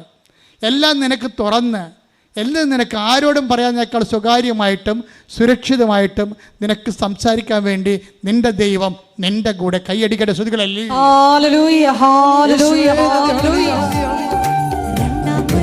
പരമ ദിവ്യകാരുണ്യത്തിന് ആരാധനയും സ്തുതിയും പുകഴ്ചയും പരിശുദ്ധ പരമ ദിവ്യകാരുണ്യത്തിന് ആരാധനയും സ്തുതിയും പുകഴ്ചയും പരിശുദ്ധ പരമ ദിവ്യകാരുണ്യത്തിന് ആരാധനയും സ്തുതിയും പുകഴ്ചയും ഉണ്ടായിരിക്കട്ടെ. ഈ കല്യാണത്തെക്കുറിച്ച് ത്രേസ്യക്കുട്ടി എന്താ പറഞ്ഞെന്നറിയാവോ? എനിക്ക് കിട്ടിയ മരുമകളില്ലേ മാതാവിൻ്റെ സ്വന്തം ആളാണെന്ന്. മാതാവിനോടുള്ള ആഴമായ വിശ്വാസത്തിലുള്ള സ്ത്രീയെ തന്നെയാണ് ഈ ഒരു പ്രത്യേക വെച്ചാൽ എൻ്റെ ദൈവം ഈ സാക്ഷ്യം കേൾക്കുമ്പോൾ നിങ്ങൾക്ക് എന്ത് തോന്നണമെന്ന് നോക്കിയേ. നിങ്ങളുടെ എല്ലാ വിഷയത്തിനും ദൈവത്തിൻ്റെ മുമ്പിൽ മറുപടിയുണ്ട്. എന്ത് ചോദിച്ചാലും അതിൻ്റെ തക്ക സ്യൂട്ടബിളായിട്ടുള്ള പേഴ്സൺ, സ്യൂട്ടബിളായിട്ടുള്ള ഉത്തരം ദൈവത്തിൻ്റെ കയ്യിലുണ്ട്. നിങ്ങൾക്ക് എന്താ കുഴപ്പം? നിങ്ങൾക്ക് ഒക്കട്ടെ എന്നുള്ള രീതിയിൽ ഉടമ്പടി ഉഴപ്പണം കൊണ്ടാണ് സംഭവിക്കണത്. ഉടമ്പടി എന്ന് പറയണത് വേണേൽ മറച്ചു വെക്കാം, വേണേൽ നമുക്ക് കൽപ്പിക്കപ്പെടുകയൊക്കെ ചെയ്യാം. പക്ഷേ ഉടമ്പടി ക്രാക്ക് ചെയ്യണത് വിശേഷവിദ്യയായി ചെയ്യുമ്പോഴാണ് ഈ കോൾ ടു ഇൻറ്റിമസി വരണത്. ദൈവത്തിൻ്റെ ഇൻറ്റിമസിയിലേക്കാണ് നമ്മൾ വിളിക്കപ്പെട്ടിരിക്കണം എന്നൊക്കെ ഞങ്ങൾ പണ്ട് പഠിച്ചിട്ടുണ്ട്. ആ ചുമ്മാ പുസ്തകത്തിൽ എഴുതുന്ന പുസ്തകം എഴുത്ത് തൊഴിലാളികൾ, ഞാനും പുസ്തകം എഴുതുന്ന ആളാണ്. എഴുതുന്ന അത് വേറെ ഒരു ലോകമാണത്. എഴുതുന്നതല്ല പ്രശ്നം, ജീവിക്കുന്നത് വേറെ വിഷയമാണത്. നിങ്ങൾ എന്ത് വിഷയം എന്ന് വെച്ച് കഴിഞ്ഞാൽ ഈ ഇൻറ്റിമസി എന്ന് പറയുന്ന സംഭവം, അതായത് ആത്മബന്ധം എന്ന് പറയണത്, ആ ബന്ധം നമ്മൾ പറഞ്ഞ ആത്മബന്ധം ഉണ്ടാക്കാൻ പറ്റത്തില്ല. യേശു കർത്താവാണെന്ന് പറയണതിന് മുമ്പ് ദൈവം അവനെ മരിച്ചതെന്ന് ഉയർപ്പിച്ചെന്ന് ഹൃദയത്തിൽ വിശ്വസിക്കണം. തെസിക്കുട്ടി വേറൊരു പരിപാടി ചെയ്യും. തെസിക്കുട്ടി കർത്താവിനെ പറയും, മകൻ്റെ കല്യാണമൊക്കെ വന്നിട്ടുണ്ട്, വീടൊക്കെ കുളമായി കിടക്കണമെന്ന് പറയും. മകൻ്റെ കല്യാണം സെറ്റായി, പക്ഷേ വീട് പോക്കാണ്, പഴയ വീടാണ്, മതിലും കെട്ടിയിട്ടില്ല. അപ്പോൾ മതിൽ കെട്ടാൻ വേണ്ടി ലോൺ അനുവദിച്ച് കിട്ടും. ലോൺ അനുവദിച്ച് കെട്ടി മോളിൽ വരും, ഫ്രണ്ടിൽ വരുമ്പോഴുണ്ട് നാട്ടുകാരെല്ലാം കൂടി തെസിക്കുട്ടി വടിവാളൊക്കെയായിട്ട് വരും. എന്താണ്? അതിർത്തി തർക്കമാണ്. ഫ്രണ്ടിൽ കെട്ടിക്കത്തില്ല. ഫ്രണ്ടിൽ കെട്ടിക്കാത്ത പുള്ളിക്കാരത്തി കുലുങ്ങിയില്ല. ആൾക്കാരെല്ലാം കൂടി 21 പേർ കൂടി ചെയ്ത് മാസ് പെറ്റീഷൻ എഴുതിക്കൊണ്ട് പഞ്ചായത്തിലും മുനിസിപ്പാലിറ്റിയിലും കൊടുത്ത് തെസിക്കുട്ടി ആ പെറ്റീഷൻ കൊണ്ട് ആൾക്കാർ പോയി. എന്താ ചെയ്ത്? ഇവർ ഉടമ്പടി ഉപ്പ് കൊണ്ടുപോയി അവിടെ മുഴുവനും വിശ്വാസപ്രമാണം ചില തളിച്ച് അതിർത്തെ. ഇവിടെ ഉപ്പ് തളിച്ചുള്ള ഗുണം എന്താ? ഇനി എനിക്ക് ഭർത്താവ് മരിച്ച ആളാണ്, എൻ്റെ ഒരു ആമകനാണ് ഉള്ളത്, അവനെ കൊണ്ട് കൊല കൊടുക്കാൻ എനിക്ക് കഴിയില്ല. ഉടമ്പടി കാശ്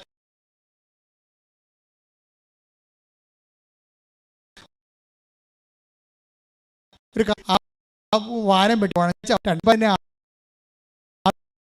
ആളൊന്ന് അളന്നു കൊടുത്തിട്ട് ഇഞ്ചെന്ന് പറയണത് ഉടമ്പടിയിൽ അതായത് നിങ്ങൾക്ക് ഉടമ്പടി ഏതെങ്കിലും വിധത്തിൽ ക്രാക്കാകുന്നില്ലെങ്കിൽ അത് എക്സിക്യൂഷൻ്റെ പ്രശ്നമാണ്.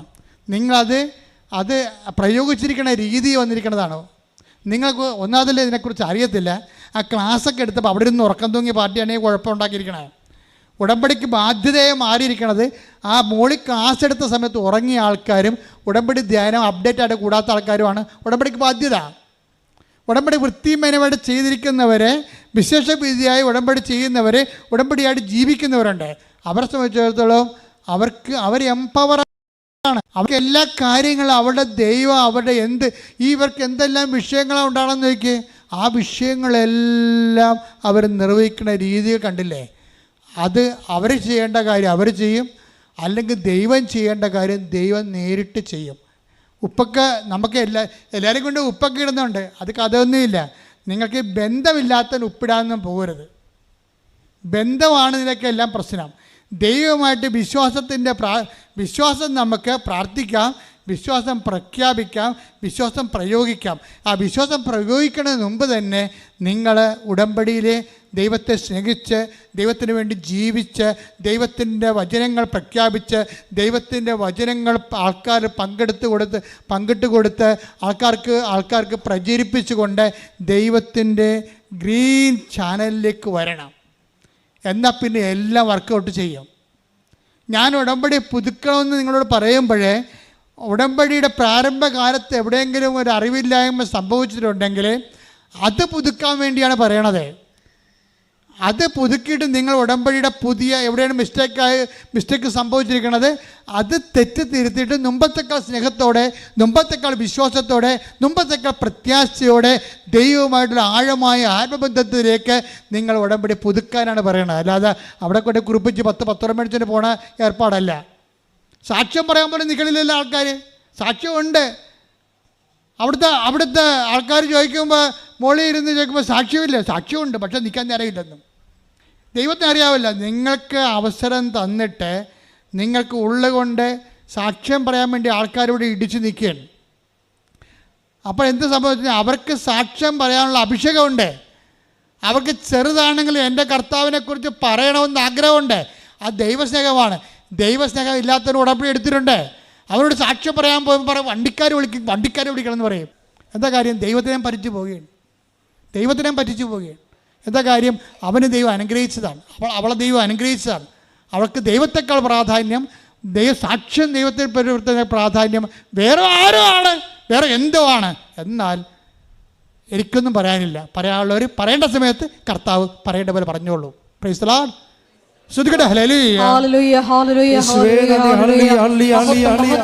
അസാധ്യമായി എനിക്കൊന്നുമില്ല, എന്നെ ശക്തനാക്കുന്നവൻ മുഖാന്തിരം. അസാധ്യമായി എനിക്കൊന്നുമില്ല, എന്നെ ശക്തനാക്കുന്നവൻ മുഖാന്തരം.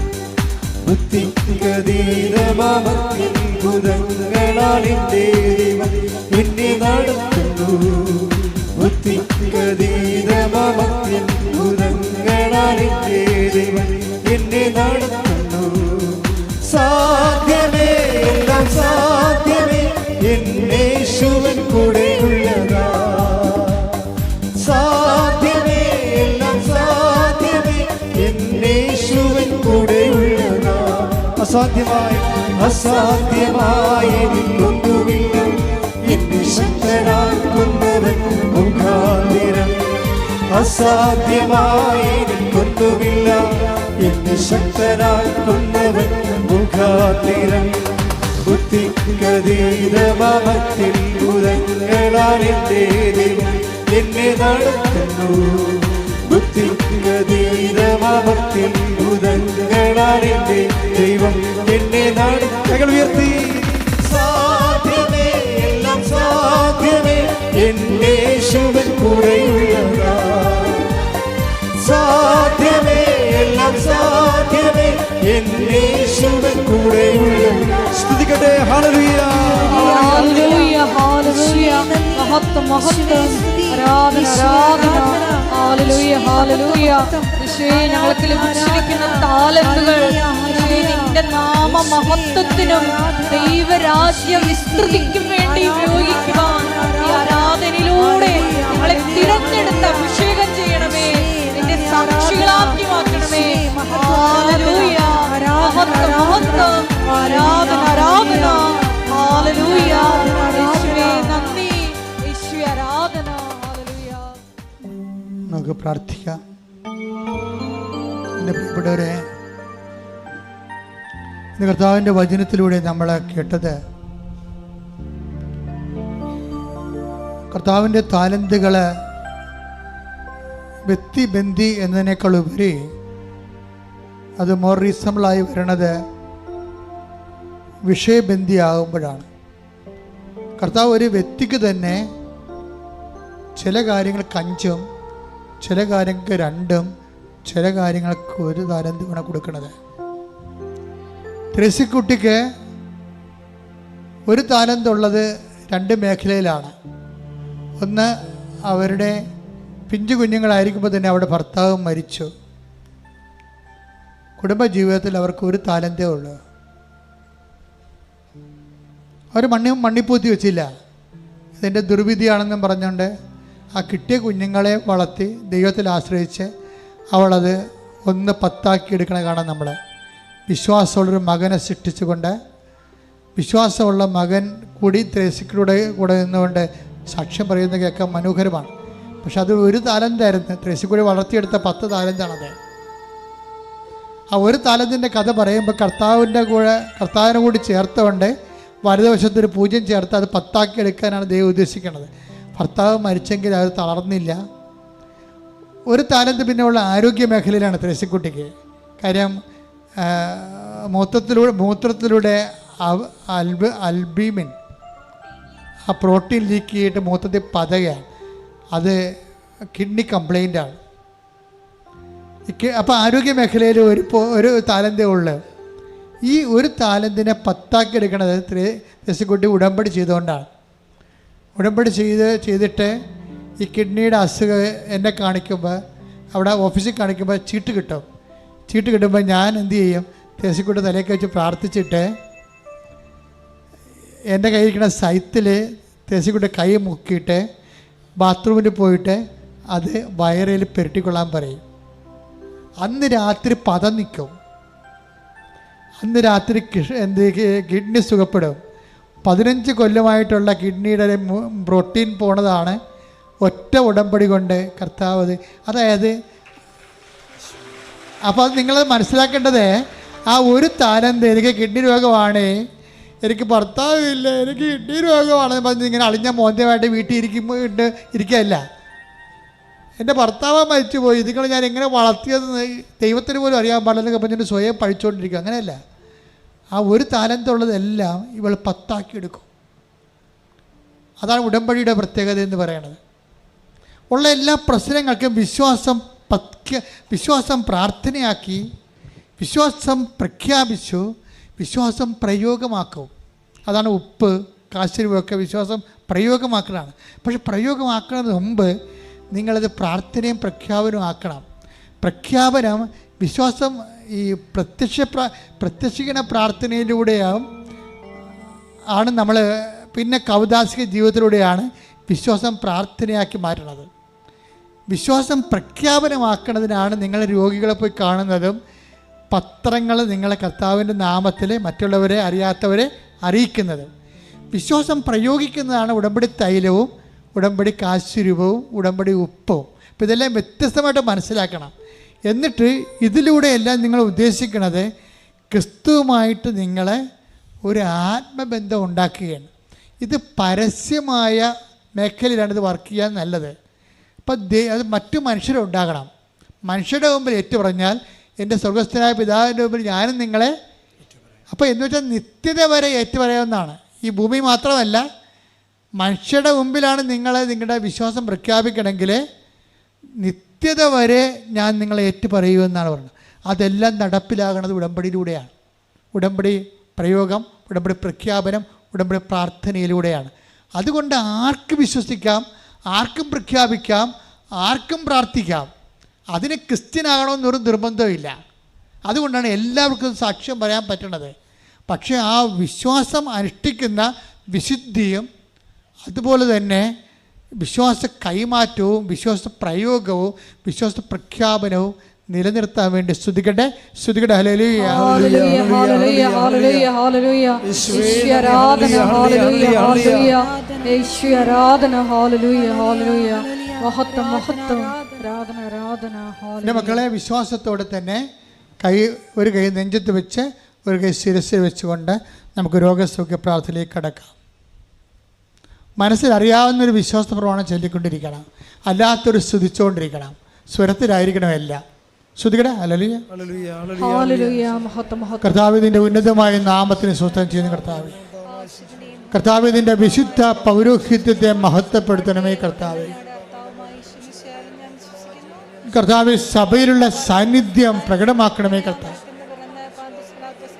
കർത്താവ് നിന്റെ തിരുമുറുമാറുന്ന വലത് കരം, കർത്താവ് ആണിപ്പെടുതാറുന്ന അത്ഭുത കരം അങ്ങയുടെ ശിരസ്, അങ്ങയുടെ മക്കളുടെ ശിരസിൽ വെക്കണം പ്രാർത്ഥിക്കുന്നു.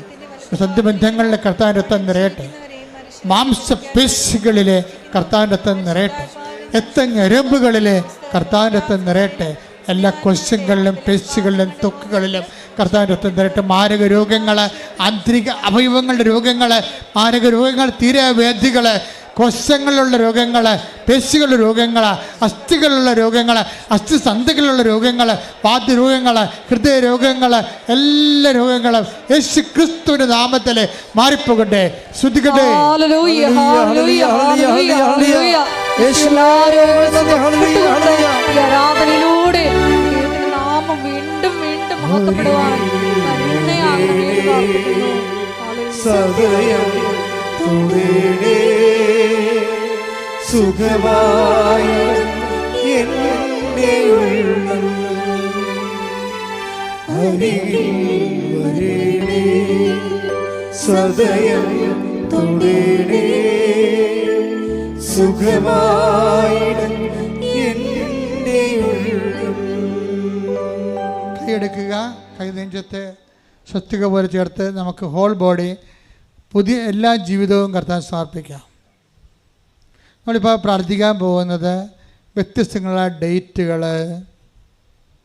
മനുഷ്യൻ്റെ ജീവിതം തന്നെ സമയഘടികാരം നെഞ്ചിൽ ചാർത്തിക്കൊണ്ടല്ലേ അമ്മ പ്രത്യക്ഷപ്പെട്ടത്. അപ്പോൾ സമയത്തിന് നമ്മുടെ ജീവിതത്തിൽ വലിയ സ്ഥാനമാണ്. ചില ഡേറ്റുകൾക്ക് ഒരു പ്രാധാന്യമുണ്ട്. ഇപ്പോൾ ചില ഡേറ്റുകൾക്കുള്ളിൽ വിസ വരണം, അല്ലെങ്കിൽ പരീക്ഷ എഴുതാനോ പഠിക്കാനോ പറ്റത്തില്ല.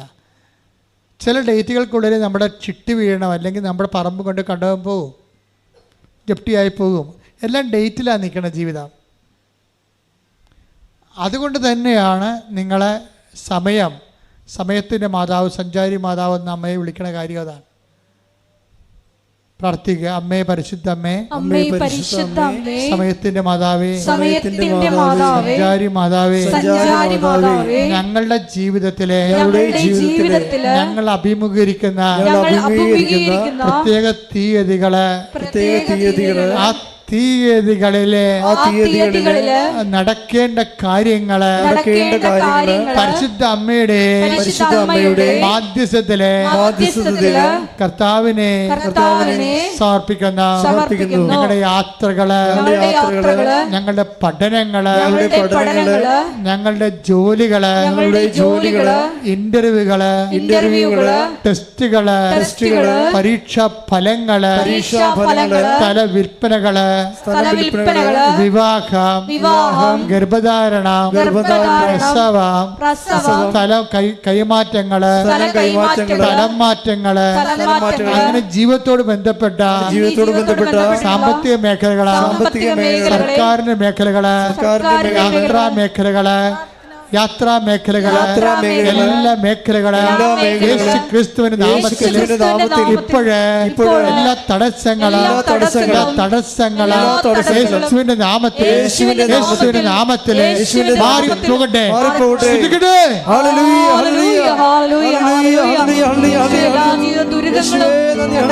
മാറിപ്പോയിക്കൊണ്ട് അങ്ങയുടെ നാമത്തെ ആരാധനയിലൂടെ വീണ്ടും വീണ്ടും മഹത്വപ്പെടുത്തണമേ. ഹല്ലേലൂയ.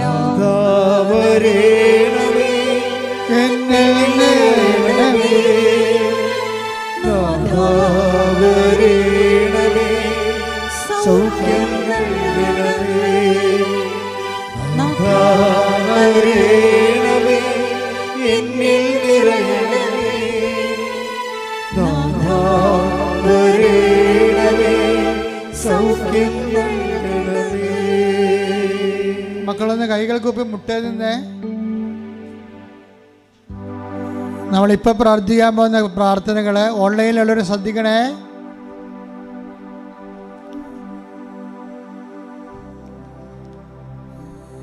കുഞ്ഞുങ്ങളുടെ രോഗങ്ങള്, ഗർഭിണികളുടെ രോഗങ്ങള്, കൂടെ കൂടെ അബോർഷൻ സംഭവിക്കുന്ന അവസ്ഥകള്, വിവാഹം ഒത്തുവരാത്ത അവസ്ഥകള്,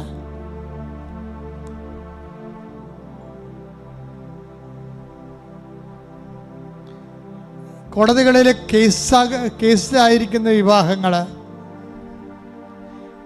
വിവാഹം പിരിയാൻ വേണ്ടി കള്ളക്കേസ് കൊടുത്തിരിക്കുന്നവര്, അന്യൻ്റെ ജീവിത പങ്കാളിയുമായിട്ട് രഹസ്യമായിട്ട് ജീവിക്കുന്നവര്, സ്വന്തം ജീവിത പങ്കാളിയോടും കുടുംബത്തോടും കുഞ്ഞുങ്ങളോടും വിശ്വസ്ത പുലർത്താത്ത സാഹചര്യങ്ങള്, തിന്മയുടെ ദുശ്ശീലങ്ങളുള്ളവര്, അവരെല്ലാം സമർപ്പിച്ച് പ്രാർത്ഥിക്കേണ്ട, കണ്ണീരോടെ പ്രാർത്ഥിക്കേണ്ട സമയമാണ്.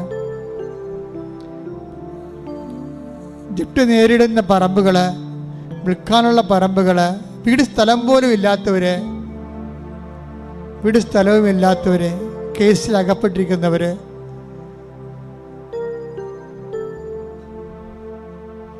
അന്യായമായ അല്ലാതെ ഈ കേസുകളിൽ അകപ്പെട്ടിരിക്കുന്നവര്, എല്ലാവരും സമർപ്പിച്ച് പ്രാർത്ഥിക്കേണ്ട സമയമാണ്. എല്ലാവർക്കും സാക്ഷ്യം പറയാൻ ഇടയാക്കണമെന്ന് മക്കളെ പ്രാർത്ഥിക്കണം.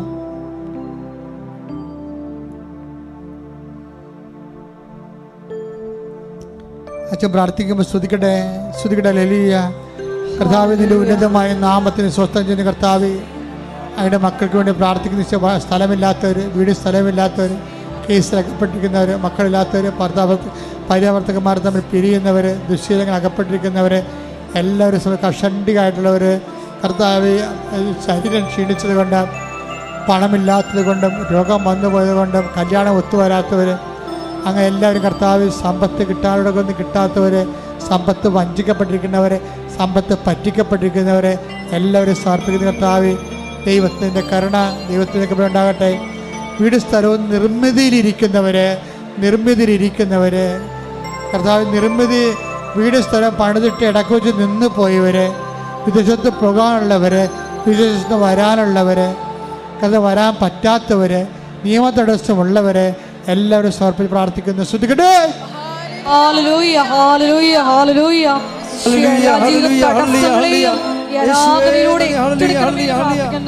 എല്ലാവരെയും സാക്ഷികളാക്കി ഉയർത്തണമേ എന്ന് പ്രാർത്ഥിക്കുന്നു. ഹല്ലേലൂയ. മഹത്വം, മഹത്വം, ആരാധന, ആരാധന. ഹല്ലേലൂയ. ഇവിടെ വരെ നിങ്ങൾ ഈ ധ്യാനം കൂടുമ്പോൾ തന്നെ ധ്യാനം ഷെയർ ചെയ്യണം.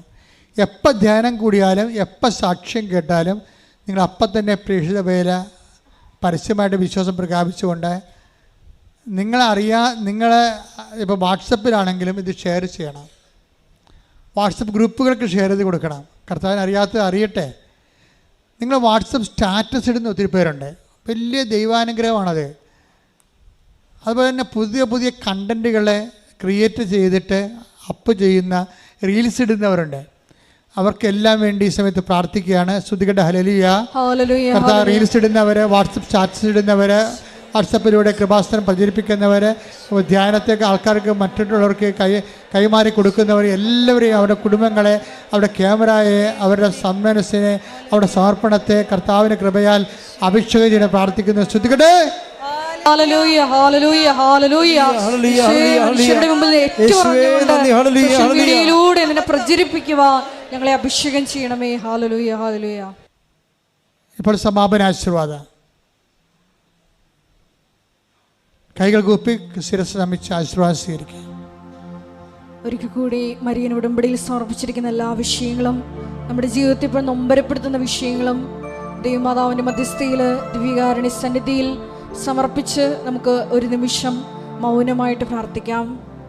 ക്രിസ്തുവിൻ്റെ രണ്ടാം വരവിന് നമ്മളെ ഒരുക്കുന്ന വലിയ പാഠശാലയായ കൃപാസനത്തിലേക്ക് മരിയൻ ഉടമ്പടി വഴി നമ്മളെ ക്ഷണിച്ച ദൈവപിതാവിൻ്റെ സ്നേഹത്തിന് നന്ദി പറഞ്ഞുകൊണ്ട് കിട്ടുന്ന അവസരങ്ങളിലെല്ലാം കാരുണ്യ പ്രവർത്തനങ്ങളിലൂടെയും പ്രേക്ഷിത പ്രവർത്തനങ്ങളിലൂടെയും എല്ലാം ഈശോയെ നിൻ്റെ നാമത്തെ മറ്റുള്ളവരുടെ മുമ്പിൽ ഏറ്റുപറഞ്ഞുകൊണ്ട് ദൈവപിതാവിനെ മഹത്വപ്പെടുത്തുവാനുള്ള വലിയ കൃപയ്ക്ക് വേണ്ടി പ്രാർത്ഥിച്ചുകൊണ്ട് ശിരസ് നമിച്ച് നമുക്ക് ദിവ്യകാരുടെ നാഥൻ്റെ ആശീർവാദം സ്വീകരിക്കാം.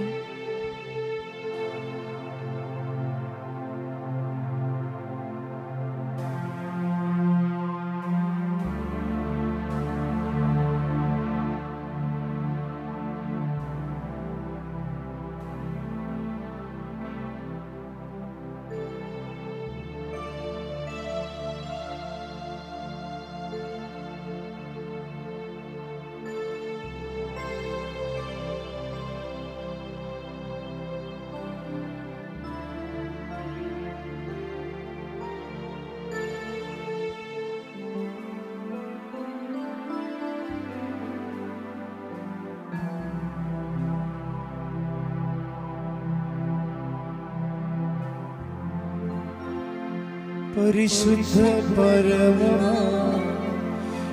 ദിവ്യകാരുണ്യമേ,